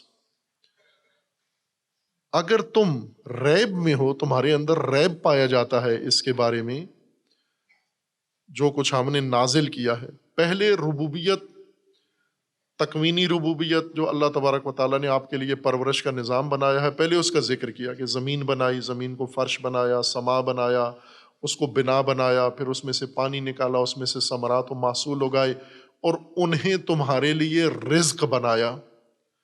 یہ ربوبیت کا وہ شعبہ ہے تکوینی. اب ربوبیت کا، تمہاری پرورش کا، ہم نے تشریعی شعبہ بھی بنایا ہے کہ تمہاری پرورش، چونکہ تم انسان ہو، اگر انسان نہ ہوتے تو زمین اور فرش اور زمین اور سما اور زمین اور پانی اور ثمر اور گھاس اور چارہ یہ کافی تھا. یہ ایک ربوبیت کا نظام تمہارے لیے کافی تھا اگر تم انسان نہ ہوتے. لیکن چونکہ انسان ہو تم، ایوہ الناس، ناس ہو، انسان ہو تم، لہٰذا یہ سب کچھ بنانے کے بعد، زمین بنانے کے بعد، سما بنانے کے بعد، پانی اتارنے کے بعد، رزق بنانے کے بعد، ہر چیز آمادہ کرنے کے بعد تمہارے لیے ایک دین بھی نازل کرنا ضروری ہے. تشریع کا ایک مسودہ بھی ساتھ تمہاری پرورش کے لیے، ربوبیت کے لیے ضروری ہے تمہاری. اب تم زمین کو جو دیکھتے ہو تو انداد بنا لیتے ہو کہ یہ زمین تو مادے نے بنائی ہے. زمین کو تو سمجھتے ہو تم یہ تو فلاں نے اگائی ہے. معاش کو سمجھتے ہو یہ تو وزیر خزانہ نے معاش بنا کے دی ہے. تعلیم تم لیتے ہو یہ تو مغربی نصاب ہے ہمارا. وہ تو پرورش ساری آپ ادھر منسوب کر دیتے ہو. انداد، اللہ کے ند بنا دیتے ہو، مد مقابل لے آتے ہو اللہ کے سامنے کہ یہ زمین و آسمان تو فلاں نے بنائے ہیں. لیکن جب تشریع کی باری آتی ہے، ہمارا مسودہ آئینی جو قانون ہے اللہ کا، یہ ابھی پاکستان کا آئین بنے ہوئے 50 سال ہو گئے ہیں. 12 اپریل کو پاکستان کا قانون بنا تھا، یعنی قانون لاگو ہوا تھا 12 اپریل 1973 کو. 12 اپریل 1973 کو، آپ توجہ کریں، 1947 سے لے کر 1973 تک آئین نہیں تھا. کیا کرتے رہے اس وقت تک؟ پہلا کام آئین بنانا تھا. 1947 اگست 1947 میں پاکستان بنا تو دسمبر 1947 میں آئین بننا چاہیے تھا، لیکن اس کی ضرورت نہیں سمجھی گئی. پھر بیچ میں ہر جو بھی آیا اس نے اپنا آئین بنا کے، اپنا قانون بنا کے، فوجی آیا، سول آیا، وہ اپنے ڈکوسلے بنا کے چلاتے رہے. پھر آخر کار 1973 میں ان کو ضرورت پڑی کہ بنانا چاہیے، بغیر آئین کے چلنا مشکل ہے. لہٰذا یہ سمجھتے تھے کہ مشکلات کی ساری وجہ آئین نہ ہونا ہے، اور آئین بنا دیا. اور پھر 50 سال سے آئین موجود ہے لیکن مشکلات پہلے سے دوہری ہو گئی ہیں. جب آئین نہیں تھا ملک میں 47 سے لے کر 73 تک تو بھی مشکلات تھیں، جب آئین بن گیا تو بھی مشکلات جاری ہیں. اب کیوں ہیں؟ ابھی 12 اپریل سے 50 سال شروع ہو رہے ہیں، اس کی گولڈن جوبلی آئین کی منا رہے ہیں. 50 سالہ تقریبات ہو رہی ہیں، مقابلے ہو رہے ہیں، اور ایک قوم کو اس سے کوئی غرض نہیں ہے. سرکاری طور پر یہ سارے کام ہو رہے ہیں، نمائشی طور پر. قوم کو پتہ بھی نہیں ہے آئین ہے یا نہیں ہے. میرے خیال میں اگر سروے کروایا جائے کتنے پاکستانیوں نے آئین پڑھا ہے، بہت حیرت ناک نتائج سامنے آئیں گے. کہ یہ تہمت آپ پر تو نہیں لگائی جا سکتی کہ آپ میں سے خدا نخواستہ کسی نے آئین پڑھا ہے. شب قدر کو تو یہ نسبت نہیں دی جا سکتی مومنین کی طرف کہ پاکستانیوں نے پاکستان کا آئین پڑھا ہے. حتیٰ سیاسی لیڈروں نے، سیاسی پارٹیوں نے، انہوں نے آئین پڑھا ہے، یہ یقین سے وثوق سے نہیں کہہ سکتے ہم. باہر کیف یہ ایک آئین ہے، اور ابھی آئین کی تکریم، آئین کی تعظیم، آئین کی تقریب، اور آئین کے بارے میں ابھی پورا تیاریاں کی جا رہی ہیں کہ یہ اگلے چند دنوں میں آئین کے بارے میں کافی باتیں آپ سنیں گے. اللہ تبارک و تعالیٰ نے فرمایا کہ تمہیں اللہ نے پیدا کیا ہے، تم سے پہلے والوں کو بھی پیدا کیا ہے، پھر زمین کو تمہاری پرورش کے لیے تیار کیا ہے، اس میں رزق اگایا ہے، اس میں تمہاری ربوبیت کے تربیب کے سارا انتظام کیا ہے. پھر اس کے ساتھ ہم نے آئین نازل کیا ہے. خوب یہ آئین جو تمہارے لیے نازل کیا ہے، 73 کا آئین تو تم نے قبول کر لیا کہ یہ ٹھیک ہے، یہ ہمارا ملکی آئین ہے، پارلیمنٹ میں بنایا، پھر اس میں ووٹ دے کے مان لیا، پھر عوام نے اس کو اعتماد میں کا ووٹ دے دیا، آپ کا آئین ہو گیا۔ جو اللہ نے بنایا ہوا ہے 1400 سال سے پہلے، وہ کیا ہوا؟ اس پہ کوئی اجلاس ہوا تمہارا؟ اس پہ کوئی میٹنگ ہوئی تمہاری؟ اس میں کوئی اعتماد کیا؟ اس کو آپ نے مانا؟ آپ کی عملی ترتیب یہ بتاتی ہے کہ آپ کو اس میں ریب ہے، نہ کہ شک ہے، اس میں ریب ہے، بدگمانی ہے، تردید ہے، ساتھ اتہام بھی ہے، تہمت بھی ہے اس کے اندر۔ خوب یہ اس وقت یہ اتہام اور تھا، آج یہ اتہام بدل گیا ہے اور ہو گیا ہے۔ اس وقت مفسر اس آیت کا یہ معنی کرتا تھا کہ اگر تمہیں گمان ہے کہ یہ رسول اللہ نے خود بنا لیا ہے، یہ اس وقت تہمت یہ تھی، ان کے دلوں میں یہ بات بار بار آتی تھی کہ یہ بعید ہے کہ اللہ نے نازل کیا ہو، آخر ہم ہی میں سے ایک آدمی پیدا ہمارے خاندان کے اندر ہی ہوئے ہیں، ہم ہی میں سے تھے، اور ناگہان جوان ہو کے کہتے ہیں کہ مجھ پر اللہ کی وحی نازل ہو گئی۔ یہ بعید ہے، یہ نہیں ہو سکتا، کیسے یہ ممکن ہے؟ وہ فضا ایسی تھی، ماحول ایسا تھا کہ اس میں یہ بات ان کے لیے ماننا دشوار لگتا تھا۔ ان کی خصوصاً جو ذہنی اور تہذیبی کیفیت تھی، جو شخصیتی رشد تھی، ان کی نفسیاتی حالت، اس میں یہ بات ان کے لیے ماننا واقعاً دشوار تھا۔ لیکن آج تو تعلیم ہو گئی ہے، پڑھے لکھے لوگ ہیں، اور 1400 سال بھی گزر چکے ہیں اس آئین کو نازل کیے ہوئے، تو کیا آج ریب نکل گیا ہے ان کے دل سے؟ یہ جو موجود ہیں، مما نزلنا علی عبدنا ان کنتم فی ریب، کیا اسی ایک جماعت کے اندر ریب تھا جو اس وقت مشرکین تھے؟ آج ریب نہیں ہے ان کے دلوں میں؟ آج تو سب کے دلوں میں آ گیا ہے۔ اس وقت کم از کم مومنین کے دلوں میں نہیں تھا، رسول اللہ صلی اللہ علیہ وآلہ وسلم پر جو ایمان لے آئے ان کے دلوں میں ریب نہیں تھا، صحابہ کے دلوں میں ریب نہیں تھا جو ایمان حقیقتاً لے آئے۔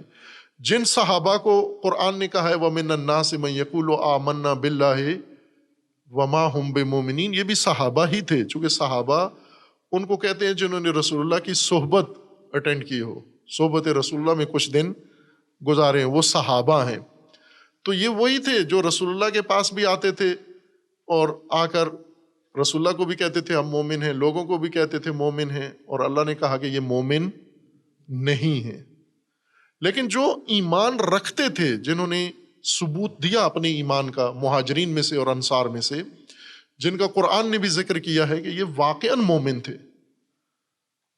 آمن الرسول بما انزل الیہ من رب، اور جو ان کے ساتھی ہیں یہ سب ایمان رکھتے ہیں اس آئین پر، ما نزلنا پر۔ لیکن اسی وقت ایک بڑی جمعیت تھی جو ریب میں مبتلا تھی، یعنی ان کو شک تھا، اور شک کے ساتھ اتہام بھی تھا، تہمت بھی تھی، بدگمانی بھی تھی، ایک سوء ظن تھا ان کے اندر کہ یہ ان کی اپنی بنائی ہوئی کتاب ہے، اپنی گھڑی ہوئی کتاب ہے، اس کا اللہ سے کوئی تعلق نہیں ہے، یہ ہمیں اس طرح سے قبول بنانے کے لیے، مقبول بنانے کے لیے ہمیں کہہ رہے ہیں کہ یہ اللہ نے وحی سے نازل کی ہے، ایسے نہیں۔ یہ ان کا ماننا تھا۔ خوب یہ ان کا ریب یہ تھا کہ یہ پتہ نہیں اللہ نے بھیجی بھی ہے یا نہیں۔ آج کیسا ریب ہے؟ آج یہ ریب ہے کہ آج کے موجودہ زمانے میں، آج کے موجودہ مومن، آج کے موجودہ انسان کے لیے یہ کافی ہے یا نہیں؟ اس ماڈرن زمانے میں، ترقی یافتہ زمانے میں، آج کے اس بڑے اپ گریڈ اور اپ ڈیٹ انسان کے لیے یہ کتاب ہوگی کسی زمانے کے لیے، گزشتہ زمانوں کے لیے، اس عہد کے لیے، لیکن آج کے اس ٹیکنالوجی کے زمانے میں یہ کتاب آیا کافی ہے؟ ہو سکتا ہے۔ خوب اب ٹٹولے اندر سے، کیا یہ اتہام کتاب کے بارے میں، ما نزلنا علی عبدنا کے بارے میں موجود ہے یا نہیں ہے؟ موجود ہے، اور کثرت سے موجود ہے۔ اور یہ جو ما نزلنا کے بارے میں ریب ہے، یہ ان کی عملی زندگی میں نظر آتا ہے۔ کیوں؟ اس لیے کہ عملی زندگی میں انہوں نے اس کتاب کو کسی حصے میں شامل نہیں کیا۔ یہ خود ریب کی علامت ہے ان کے اندر. اگر انہیں ریب نہ ہوتا، ایمان ہوتا، تو کم از کم کسی شعبے میں تو اس کو لاگو رکھتے، کوئی تو نظام اس سے لے لیتے. مثلا قرآن میں جو اللہ تبارک و تعالیٰ نے آپ کی پرورش کے لیے، آپ کے نظام کے لیے، انسانوں کی رشد کے لیے، ہدایت کے لیے جو کچھ بنایا ہے قرآن میں، آیا کوئی سیاست، کوئی معاش، کوئی تعلیم، کوئی تہذیب ہے قرآن میں یا نہیں ہے؟ یا تو تکذیب کرنی پڑے گی، جھٹلانا پڑے گا کہ کچھ بھی نہیں ہے، یا پھر اگر ہے تو کیوں آپ اس کو پشت کیے ہوئے، کیوں ترک کیے ہوئے ہو اس کو؟ اس لیے کہ یہ پرانے زمانے کے لیے تھا، ہم ماڈرن زمانے کے لیے، ماڈرن زمانے میں ماڈرن چیزیں چاہیے. یہی تو ریب ہے، یہ تہمت، یہ اتہام کہ یہ فرسودہ ہو چکا ہے، یہ پرانا ہو چکا ہے، یہ آج کے زمانے کے لیے قابل عمل نہیں ہے. یہی ریب ہے. ان کنتم فی ریب مما نزلنا علی عبدنا. خوب، یہ ریب جب تک ہے ما نزلنا علی عبدنا، اس وقت تک ہدایت سے محروم ہیں. مریب دل، مریب قوم، مریب معاشرہ، مریب مسلم، مریب مومن، آج کے مسلمان کو آپ یہی کہہ سکتے ہیں، کہاں اس کا قرآن پہ اعتماد کہاں ہے، کس شعبے میں ہے؟ ما نزلنا علی عبدنا کو کہاں رکھا ہوا ہے اور خود کہاں؟ عملاً پرورش کہاں پا رہا ہے، تعلیم کہاں پا رہا ہے، اور عملاً اپنا نظام، اپنے سماج، اپنی مملکت، اپنے تمام امور کس نظریے سے اور کس نظام سے پورے کر رہا ہے؟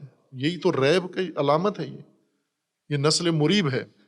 اور انہی کو قرآن چیلنج کر رہا ہے کہ اگر ریب ہے تمہارے دل میں تو پھر کوئی ثبوت تو بتاؤ اس کا، کوئی ثبوت لو. فاتو بصورت من مثلہ، لے کر آؤ اس جیسا ایک سورہ لے کر آؤ تاکہ آپ کا شک پختہ ہو جائے. آپ اگر کہتے ہو یہ رسول اللہ پر نازل نہیں ہوا تو آپ ٹھیک ہے کہیں سے لے کر آئیں، تو پھر تو سارے لا سکتے ہیں. اگر رسول کہیں سے ڈھونڈ کے لا سکتے ہیں، کسی استاد سے پڑھ کے سیکھ کے، تو آپ بھی لا سکتے ہو. پھر جب جو کام ایک دفعہ ہو سکتا ہے وہ بار بار ہو سکتا ہے. جو آپ کے ذہنوں میں بدگمانی ہے کہ یہ اللہ کی وحی نہیں ہے، تو پھر لا کے دکھاؤ نا. چونکہ جو کام انسان کرتا ہے، وہ جو ایک انسان کرتا ہے وہ دوسرے انسان بھی کر سکتے ہیں، لیکن جو کام اللہ کا ہے وہ انسان نہیں کر سکتے. اس لیے فاتو بصورت من مثلہ. خوب، آج ہمارے پاس یہ فرصت ہے عزیزان، یہ ریب نکالو دل سے. آج لیلۃ القدر ہے. لیلۃ القدر کے کچھ مستحبات ہیں، کچھ واجبات ہیں. مستحبات جو عموماً ہمارے جو مستحبات ہیں، جن روایات کے ذریعے سے یہ مستحبات ہم تک پہنچائے گئے ہیں، وہ روایات اتنی مستند نہیں ہیں. زیادہ تر مستحبات والی روایات، ان کی سندیں، جو ایک فقہا کے ہاں، علماء کے ہاں طریقہ ہوتا ہے کسی روایت کو قبول کرنے کا، کہ ایک تو وہ روایت اس کی سند بالکل ٹھیک ہو، راوی اس کے صحیح ہوں اور متصل ہوں اور صحیح و سند ہو. پھر اس کی دلالت میں آتے ہیں کہ اس کی دلالت بھی خلاف قرآن نہ ہو. یہ دو شرطیں ہیں.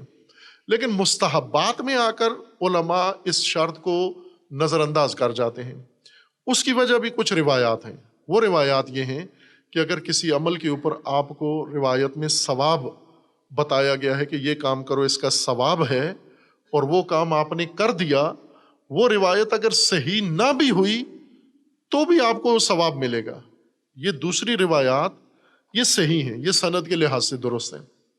ان کو کہتے ہیں ادلہ تسامح در سنن، یعنی سنت مستحبات کے بارے میں جو روایات ہیں ان میں مسامحہ کرو، ان میں اتنی دقت نہ کرو. واجبات والی روایات میں دقت کرو، صحیح و سند ہو تو اس کو کہو، مستحبات میں نہ کرو. یہ بعض علماء کا کہنا ہے. بعض علماء کہتے ہیں نہ، شریعت کی کسی چیز میں مسامحہ نہیں ہونا چاہیے. چشم پوشی نہیں ہونی چاہیے کسی جگہ. چشم پوشی کرو گے، یہ آنکھ بند کرو گے ایک دفعہ، کھلے گی نہیں دوبارہ.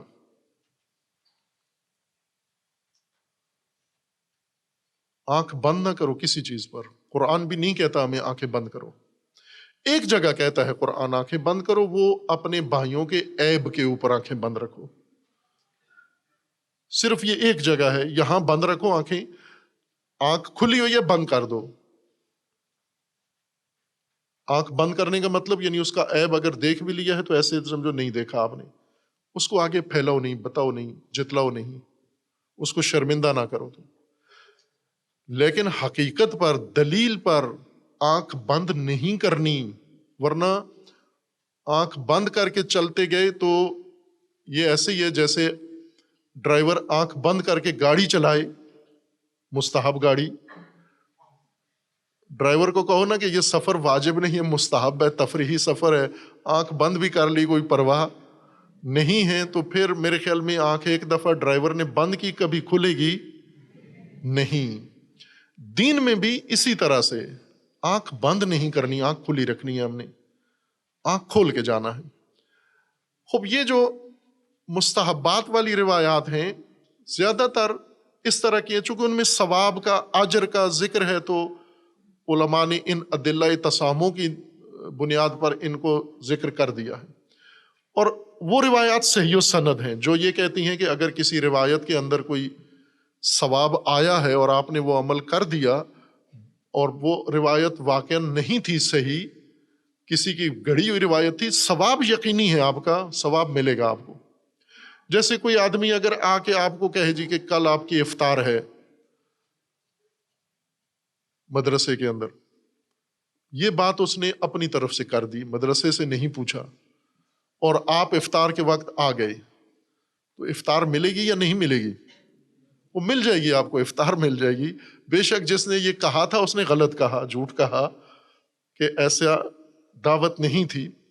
اگر کسی مومن کے گھر میں کوئی دوسرا بندہ آپ کو غلط کہہ دے کہ جی آپ کی افطار فلاں مومن کے گھر میں انہوں نے پیغام بھیجا ہے کہ انہیں کہہ دینا افطار ہمارے ہاں ہے، آپ چلے گئے افطار کے وقت، وہ بھی حیران ہوئے کہ کیوں آئے ہو آپ، تو آپ نے کہہ دیا کہ افطار کے لیے آیا ہوں، تو وہ آپ کو دروازے سے واپس نہیں کریں گے. وہ کہیں گے ٹھیک ہے بسم اللہ، حبیب خدا ہیں، بن بلائے بھی آئے ہیں تو بھی رحمت ہے، تو آپ کو افطار تو کرا دیں گے. اب جب ایک مومن اپنے گھر آئے ہوئے مہمان کو افطار کی نیت سے واپس نہیں کرتا تو اللہ تبارک و تعالیٰ یقیناً اپنے بندے کو محروم نہیں کرتا. جو وہ اللہ پہ بھروسہ کر کے، اللہ کی ذات پہ اعتماد کر کے کہ یہ کام میں کروں گا اور اللہ مجھے اجر دے گا، تو وہ کام اگر نہیں بھی اللہ نے کہا ہوا لیکن آپ نے اس نیت سے کر دیا ہے تو یہ روایات کہتی ہیں اس کا اجر اللہ آپ کو دے گا. اللہ کی ذات کریم ہے. اگر دلیلوں نے ثواب دینا ہوتا تو دلیلیں کہتی ہم نے تو نہیں کہا تھا، کیوں کیا یہ کام تم نے. لیکن ثواب دلیلوں نے نہیں دینا بلکہ اللہ نے دینا ہے. اللہ کی ذات کریم ہے. اللہ لوگوں کو ثواب دینے کے لیے بہانے ڈھونڈتا ہے کہ کسی بہانے سے ان کو ثواب پہنچا دو. لہٰذا وہ ادلہ اپنی جگہ موجود ہیں کہ زیادہ تر مستحبات والی روایات کی یہ کیفیت ہے، سندیں ان کی اتنی عالی نہیں ہیں، لیکن اعمال یا ان کے مضامین عالی شان ہیں. کر رہے ہیں آپ تو اجر پائیں گے انشاءاللہ. لیکن واجبات سارا وقت اگر انسان مستحبات میں لگا دے، رسومات میں لگا دے، واجبات ترک ہو جاتے ہیں. جیسے ماہ مبارک رمضان کے واجبات ہیں اور مستحبات ہیں. ایک مجھے یاد ہے جب شروع میں ہم آئے تھے لاہور جامعہ کا پہلا سال ہی تھا، ایک بڑے مومن، بزرگوار مومن آئے اور کہنے لگے جی کہ یہ جلوس عزاداری میں، امیر المومنین کی شہادت کے جلوس میں مومنین عزادار ہیں، تو ظاہر ہے وہ گرمی بہت شدید تھی، اب تو تھوڑا سا بہتر ہو گیا ہے، روزے اپریل میں ہو گئے ہیں، اس وقت یہ بہت شدید عروج میں گرمی میں روزے تھے. تو انہوں نے کہا کہ وہ عزاداری کرتے ہیں، ان کو پیاس لگ جاتی ہے تو سبیل لگانی ہوتی ہے، ہم ہر سال ان کو سبیل لگاتے ہیں. میں نے کہا ماہ رمضان میں سبیل لگاتے ہیں؟ کہتے ہیں ہاں تو وہ تو عزاداری ہے. تو میں نے کہا بے شک عزاداری ہو، روزہ تو نہیں توڑ سکتے آپ. روزہ توڑنا جرم ہے، حرام ہے، معصیت ہے، اور آپ ان کو باقاعدہ کہا کہ ہم تو بڑے سنا تھا اس کا بڑا اجر ہوتا ہے. میں نے کہا اللہ اجر دے آپ کو، چونکہ آپ کی نیت ٹھیک تھی، لیکن معلوم نہیں اللہ کیا اجر کرتا ہے آپ کا. واجبات کو تو نہیں آپ پائمال کر سکتے. واجبات واجب ہیں، روزہ واجب ہے. ماہ مبارک رمضان کا کسی دلیل سے آپ روزہ نہیں چھوڑ سکتے سوائے ان کے جو قرآن میں ہیں. سفر کیا ہے اگر معصیت کا نہیں ہے تو چھوڑ سکتے ہو. بیمار ہو، اتنے بیمار ہو کہ روزہ نہیں رکھ سکتے، پھر ڈاکٹر نے کہا ہوا ہے آپ کو شوگر ہے، بلڈ پریشر ہے، روزہ نہ رکھیں، ڈاکٹر بھی جہنم میں جائے گا، مریض بھی جہنم میں جائے گا. شوگر والوں کے لیے اتفاقاً بعض اوقات روزہ بہت اچھا ہوتا ہے، بیلنس ہو جاتی ہے شوگر ان کی. اور اگر تھوڑی سی سختی بھی ہو تو کوئی حرج نہیں ہے. روزہ نام ہی مشقت کا ہے، سختی کا ہے. سختی ہوگی تو آپ تربیت پاؤ گے. روزہ تربیت ہے آپ کی، سختی ہوگی تو تربیت پاؤ گے. روزے کا مطلب حلوہ تو نہیں ہے، روزے کا مطلب بھوک اور پیاس ہے. یہ بھوک اور پیاس دلانا یہی روزہ ہے. یہ بھوک پیاس محسوس ہو، بڑے شدت ہو، تاکہ آپ کے اندر تصفیہ ہو. جو کچھ روزے سے عمل ضروری ہے وہ کریں. لیلۃ القدر کے مستحبات ہیں جو ہم سب کرتے ہیں. لیلۃ القدر کے واجبات ہیں، ماہ مبارک رمضان کے واجبات ہیں. اور یہ جو فرصت اللہ تبارک و تعالیٰ نے دی ہے، یہ ایک شب، اور اس پر مزید یہ لطف اللہ کا ہے کہ ایک شب کی ہمارے لیے اللہ تبارک و تعالیٰ نے کئی شب بنا دی ہیں. اصل ایک شب ہے، اسے بتایا نہیں ہے کون سی ہے، معین نہیں کیا. یہ معین نہ کر کے اپنا لطف تکمیل کر دیا اللہ تبارک و تعالیٰ نے. بہت عالی لطف کر دیا معین نہ کر کے. چونکہ اگر معین ہو جاتی تو اکثریت بدبخت ہو جاتے، واقعاً بدبخت ہو جاتے. یہ جو معین نہیں کیا، اللہ نے اپنا لطف اور بڑھا دیا اس کے لیے. کیوں بدبخت ہو جاتے؟ اس لیے کہ اس کی لیلۃ القدر کی قدر نہ جانتے. جس طرح اللہ نے قرآن میں فرمایا تم نے اللہ کی قدر نہیں جانی.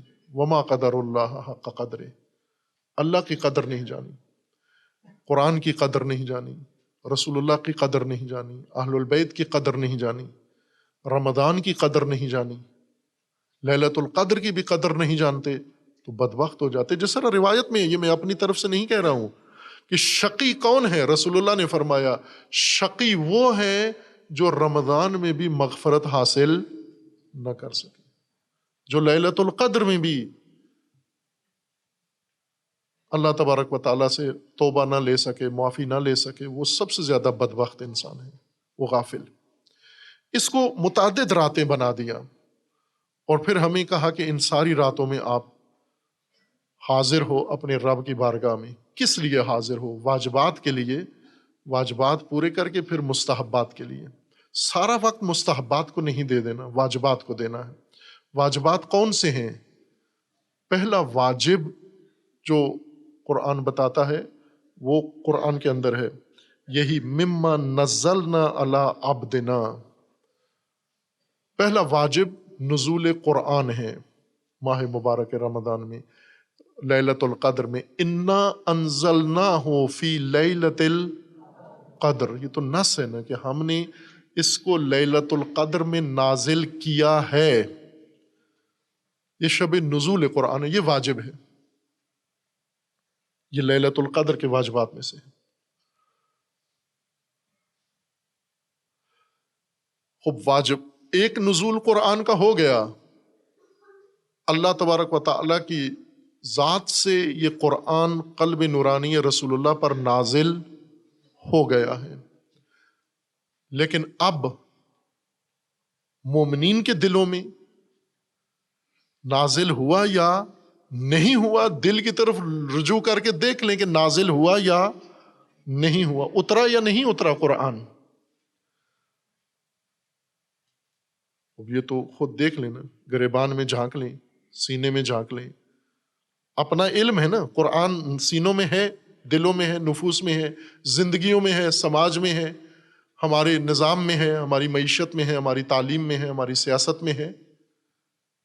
کوئی قرآنی چیز آپ کو نظر آتی ہے؟ ابھی پاکستان کے آئین کے جشن شروع ہونے والے ہیں 12 کو. اللہ کے آئین کے نزول کا جشن ہے یہ ماہ مبارک رمضان، جشن نزول قرآن ہے. خب پہلے یہ دیکھو نازل ہوا یا نہیں ہوا. ابھی پاکستان کے آئین کے جشن وہ منائیں گے جنہوں نے آئین توڑا ہے، جنہوں نے آئین معطل کیا ہے، جنہوں نے آئین پائمال کیا ہے، لیکن اب دھمالے ڈالنے آ جائیں گے. تو ہم اس جشن نزول قرآن میں انا انزلناہ فی لیلۃ القدر وما ادراک ما لیلۃ القدر، یہ واجب ہے. یہ وما ادراک، یہ ادراک لیلۃ القدر کا واجبات میں سے ہے. تو کیا جانے لیلۃ القدر کیا ہے، یہ واجبات میں سے ہے.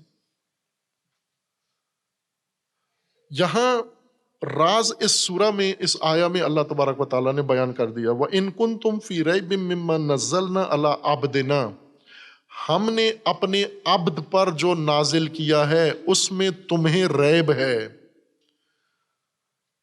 خب نزول کہاں ہوتا ہے؟ عَلَىٰ عَبْدِنَا. نزول قرآن کی شرط کیا ہے؟ عبدیت. عبد پر قرآن نازل ہوتا ہے. عبد کا معنی کیا ہے؟ بار بار کیا ہے، تکرار کیا، اور تکرار کرنا ضروری ہے. عبدیت جو ہمارے لیے ضروری نصاب ہے.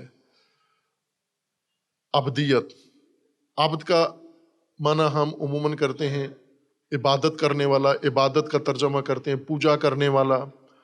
تو عبد کس کو کہتے ہیں؟ جو پوجا کرتا ہو. نہ، عبد اس کو نہیں کہتے. عبد اطاعت کے لیے آمادہ انسان، جس نے اپنے وجود کو تیار کر لیا ہو، اپنے آپ کو ہر پہلو سے اپنے رب کی اطاعت کے لیے، یہ عبد ہے. اس پر قرآن نازل ہوتا ہے. جس نے اپنے آپ کو تیار کر لیا ہے اسے فرمان دیا جاتا ہے. جو فرمان بری کے لیے، فرمان برداری کے لیے تیار ہے. جو فرمان برداری کے لیے تیار نہیں ہے اسے کوئی فرمان نہیں دیا جاتا، اس کے لیے کوئی قرآن نہیں ہے. یہ جو ہمارے دل خالی ہیں قرآن کے نور سے، کیوں خالی ہیں؟ چونکہ عبد نہیں ہیں ہم. قرآن عبد پہ نازل ہوتا ہے، اور عبد پہ نازل ہوا ہے. مما نزلنا علی عبدنا، عبد پر نازل کیا ہے ہم نے. لیکن تمہیں ریب ہے. عبد کے دل قرآن سے منور ہے، تمہارے دل میں ریب ہے. ریب کی علامت کیا ہے؟ ریب کی علامت یہ ہے کہ کسی زندگی کے پہلو میں تم نے قرآن کو نہیں بنایا، دستور نہیں مانا. کوئی چیز تمہاری قرآنی نہیں ہے. کیوں نہیں ہے؟ چونکہ تمہارے دلوں کے اندر قرآن کے بارے میں بہت غلیظ قسم کی تہمت، بدگمانی موجود ہے کہ قرآن سے تو انسان ترقی نہیں کر سکتا، قرآن سے تو انسان مالدار نہیں ہو سکتا، قرآن سے تو انسان عزت نہیں کما سکتا، قرآن سے تو انسان کی معاشرے میں ویلیو نہیں بنتی. ویلیو کہاں بنتی ہے؟ ان دوسری چیزوں سے. اسی کو تو ریب کہتا ہے قرآن. اور آج یہ ریب دل سے نکالنا ہے. آج شب ہے عبدیت کی، عبد، آمادگی. وہ آمادگی جو عمر بھر نہیں کر سکے، چونکہ پتہ نہیں تھا، توجہ نہیں تھی. ہمیں اداکاری سکھائی گئی ہے، عبدیت نہیں سکھائی گئی. اداکاری کا مطلب کیا ہے؟ کہ اگر عبد نہیں بھی ہو، عبد والے حرکات و سکنات کرو. عبد کیا ہے؟ پوجا کرنا. تو آپ پوجا کرتے رہو، عبد شمار ہو جاؤ گے. نہ عزیزان من، عبد آمادہ کو کہتے ہیں. اور یہ شرطیہ ہے. میں وثوق سے کہہ رہا ہوں، اپنے پروردگار پر بھروسہ کر کے آج شب کہہ رہا ہوں میں آپ کی خدمت میں، کہ آج تجربہ کریں. دین سارا تجربے والا ہے، تجربی دین ہے. تجربہ کریں کہ آج آپ اپنے اندر آمادگی کریں. مطلع الفجر سے پہلے، طلوع فجر سے پہلے اگر جتنی عبدیت آپ کے اندر آئی ہے، اتنا قرآن بھی آپ کے اندر آ جائے گا. جتنی عبدیت، جتنی آمادگی آپ نے پیدا کی ہے، اتنا قرآن آ جائے گا آپ کے. چونکہ مما نزلنا علی عبدنا، ہم نے عبد پر نازل کیا ہے. لیکن ان کنتم فی ریب، تمہارے اندر ریب ہے اسی قرآن کے بارے میں. مما نزلنا کے بارے میں ریب ہے. تو آج شب ریب نکالنا ہے دل سے. ریب سے دل کو صاف کرنا ہے، پاک کرنا ہے، اور عبد بننا ہے، آمادہ ہونا ہے. یہ آمادگی ہم نے اپنے اندر پیدا کرنی ہے.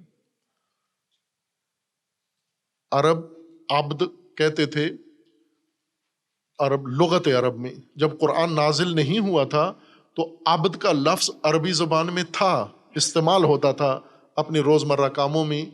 قرآن ابھی نہیں تھا، رسول اللہ صلی اللہ علیہ وآلہ وسلم ابھی مبعوث نہیں ہوئے تھے، اور اس سے صدیوں پہلے قرآن میں عرب قوم میں عربی زبان موجود تھی اور لفظ عبد اس میں استعمال ہوتا تھا۔ لیکن کس میں کرتے تھے قرآن سے پہلے؟ عبد کس کو کہتے تھے؟ وہ ناہموار راستے جو چلنے کے قابل نہیں ہیں ان کو تیار کر کے چلنے کے قابل بنانے کو کیا کہتے تھے؟ طریق معبد۔ طریق دو قسم کے ہوتے تھے راستے، معبد اور غیر معبد۔ آمادہ راستے، تیار راستے، جیسے آج کل آپ کے ہاں سڑکیں طریق معبد ہیں، چلنے کے لیے آمادہ ہیں، لیکن جن سڑکوں پہ کھڈے ہیں، جن راستوں پہ، وہ آمادہ نہیں ہے۔ معبد وہ بالکل تیار راستے جن پر آپ بڑی آسانی سے سفر کر سکتے ہیں۔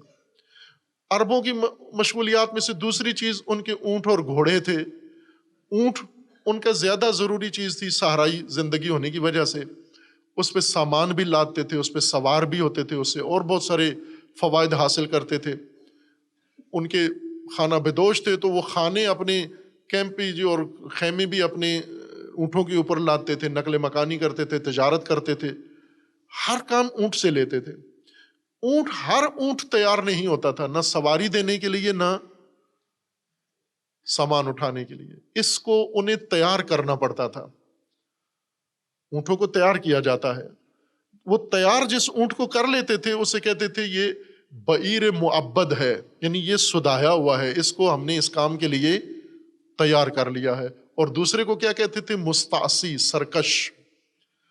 اگر اس پہ سامان لاد دیا سامان سمیت بھاگ جائے گا۔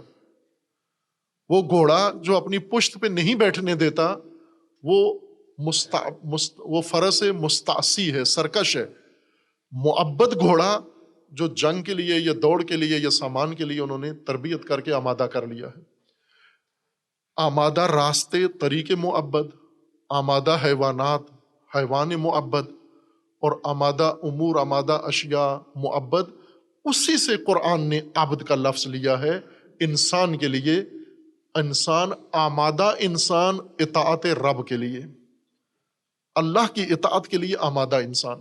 یہ آمادگی ماں کے پیٹ سے نہیں آتی، اونٹ ماں کے پیٹ سے معبد نہیں ہوتا، اسے بنانا پڑتا ہے پیدائش کے بعد۔ عبد بننا پڑتا ہے انسان کو پیدائش کے بعد۔ یہ عبدیت آج کے واجبات میں سے ہے۔ آج شب، یعنی یہ شب چونکہ اسی کو جستجو اللہ نے ہمارے ذمہ رکھ دی، اور بڑی روایات ہیں اس بارے میں کہ توبہ ہے اس انسان کے لیے جس نے لیلۃ القدر کو درک کر لیا ہے۔ وہ کس طرح سے درک؟ یعنی ہوشیار ہو کے اس عشرے میں، ہوشیاری کے ساتھ اس عشرے میں اس طرح سے جانا ہے آپ نے کہ لیلۃ القدر وہ خیر من الف شہر، وہ درک ہو گیا، یہ یقین ہو گیا ہے آپ کو کہ میں نے جو بھی تھی بالآخر میں نے اس میں اپنا کام کر لیا ہے۔ کیا کرنا ہے؟ آپ نے اس آخری عشرے میں ہر شب اپنی آمادگی میں اضافہ کرنا ہے، عبدیت میں اضافہ کرنا ہے، اور یہ ریب دلوں سے نکالنا ہے۔ یہ قرآن کے بارے میں بدگمانی دل سے نکالنی ہے۔ ممکن ہے کوئی کہے جو میرے دل میں تو نہیں ہے بدگمانی، میں تو بڑا قرآن کا احترام کرتا ہوں۔ بدگمانی عملاً آپ کے اندر ہے، کیونکہ آپ کا کوئی زندگی کا شعبہ قرآن کے مطابق نہیں ہے۔ یہ ایسے ہی ہے جیسے یہ پاکستان کے سیاستدان آئین کا احترام کرتے ہیں، آئے دن کہتے ہیں نا آئین کے مطابق عمل ہو۔ جج آئین توڑ کے کہتا ہے آئین کے مطابق عمل ہو، جرنیل آئین توڑتا ہے کہتے ہیں آئین کے مطابق عمل ہو، سیاستدان آئین توڑتا ہے پھر ساتھ رٹ لگاتا ہے بے شرمی کے ساتھ آئین کے مطابق عمل ہو۔ ہر آدمی آئین توڑ کے پھر کہتے ہیں آئین کے مطابق عمل ہونا چاہیے۔ یہی کام ہمارا قرآن کے ساتھ بھی ہے۔ قرآن کی ایک ایک شک کی مخالفت کر کے پھر کہتے ہیں قرآن کا احترام ہے ہمارے دلوں کے اندر۔ بے احترامی ہے، کہاں احترام ہے؟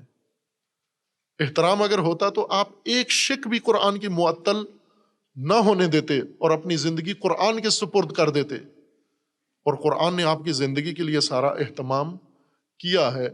آج اگر ابدیت کی علامت بھی ہے آپ کے اندر، جتنی ابدیت ہوگی اتنا قرآن آپ کے دل میں اترے گا، چونکہ اللہ تبارک و تعالیٰ کا فرمان ہے وَإِن كُنتُمْ فِي رَيْبٍ مِّمَّا نَزَّلْنَا عَلَىٰ عَبْدِنَا فَأْتُوا بِسُورَةٍ مِّن مِّثْلِهِ۔ آج شب اللہ کے مقابلے میں سورہ لانے کی کوشش نہ کرو، آیت لانے کی کوشش نہ کرو، اللہ کی ند، اللہ کا مد مقابل بھی نہ لاؤ، اور اللہ کے آئین کے مقابلے میں آئین بھی نہ لاؤ،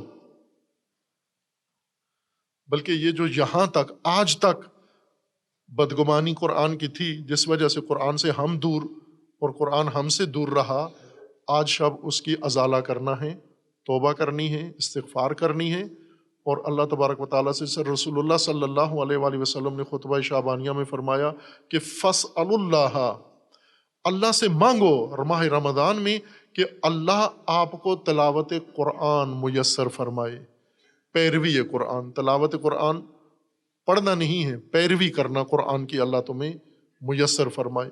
اور یہ اگر آپ نے لے لیا آج ہدیہ، یہ عید اللہ سے وصول کر لی، تو آپ سمجھیں کہ لیلۃ القدر کو آپ نے درک کر لیا ہے۔ اور روایت میں ہے کہ طوبیٰ لہو، جس نے لیلۃ القدر کو درک کر لیا ہے۔ وہ علامت آپ کے اندر ظاہر ہو جائے گی کہ اگر آپ نے قرآن کے لیے اپنے آپ کو تیار کر لیا، نزول قرآن کے لیے۔ اگر ایک نقطہ بھی اللہ تبارک و تعالیٰ نے آج آپ کے دل میں ڈال دیا تو یہ عیدی ہے اللہ تبارک و تعالیٰ کی طرف سے، اور ہماری دعا ہے کہ خداوند تعالیٰ انشاءاللہ آج شب تمام مومنین، تمام مسلمین، تمام انسان، بلکہ آج شب اللہ تعالیٰ انہیں توفیق دے کہ اس شب کو اپنے دلوں سے ریب نکالیں اور اپنے دلوں کے اندر نزول قرآن کے لیے ابدیت و آمادگی پیدا کریں انشاءاللہ۔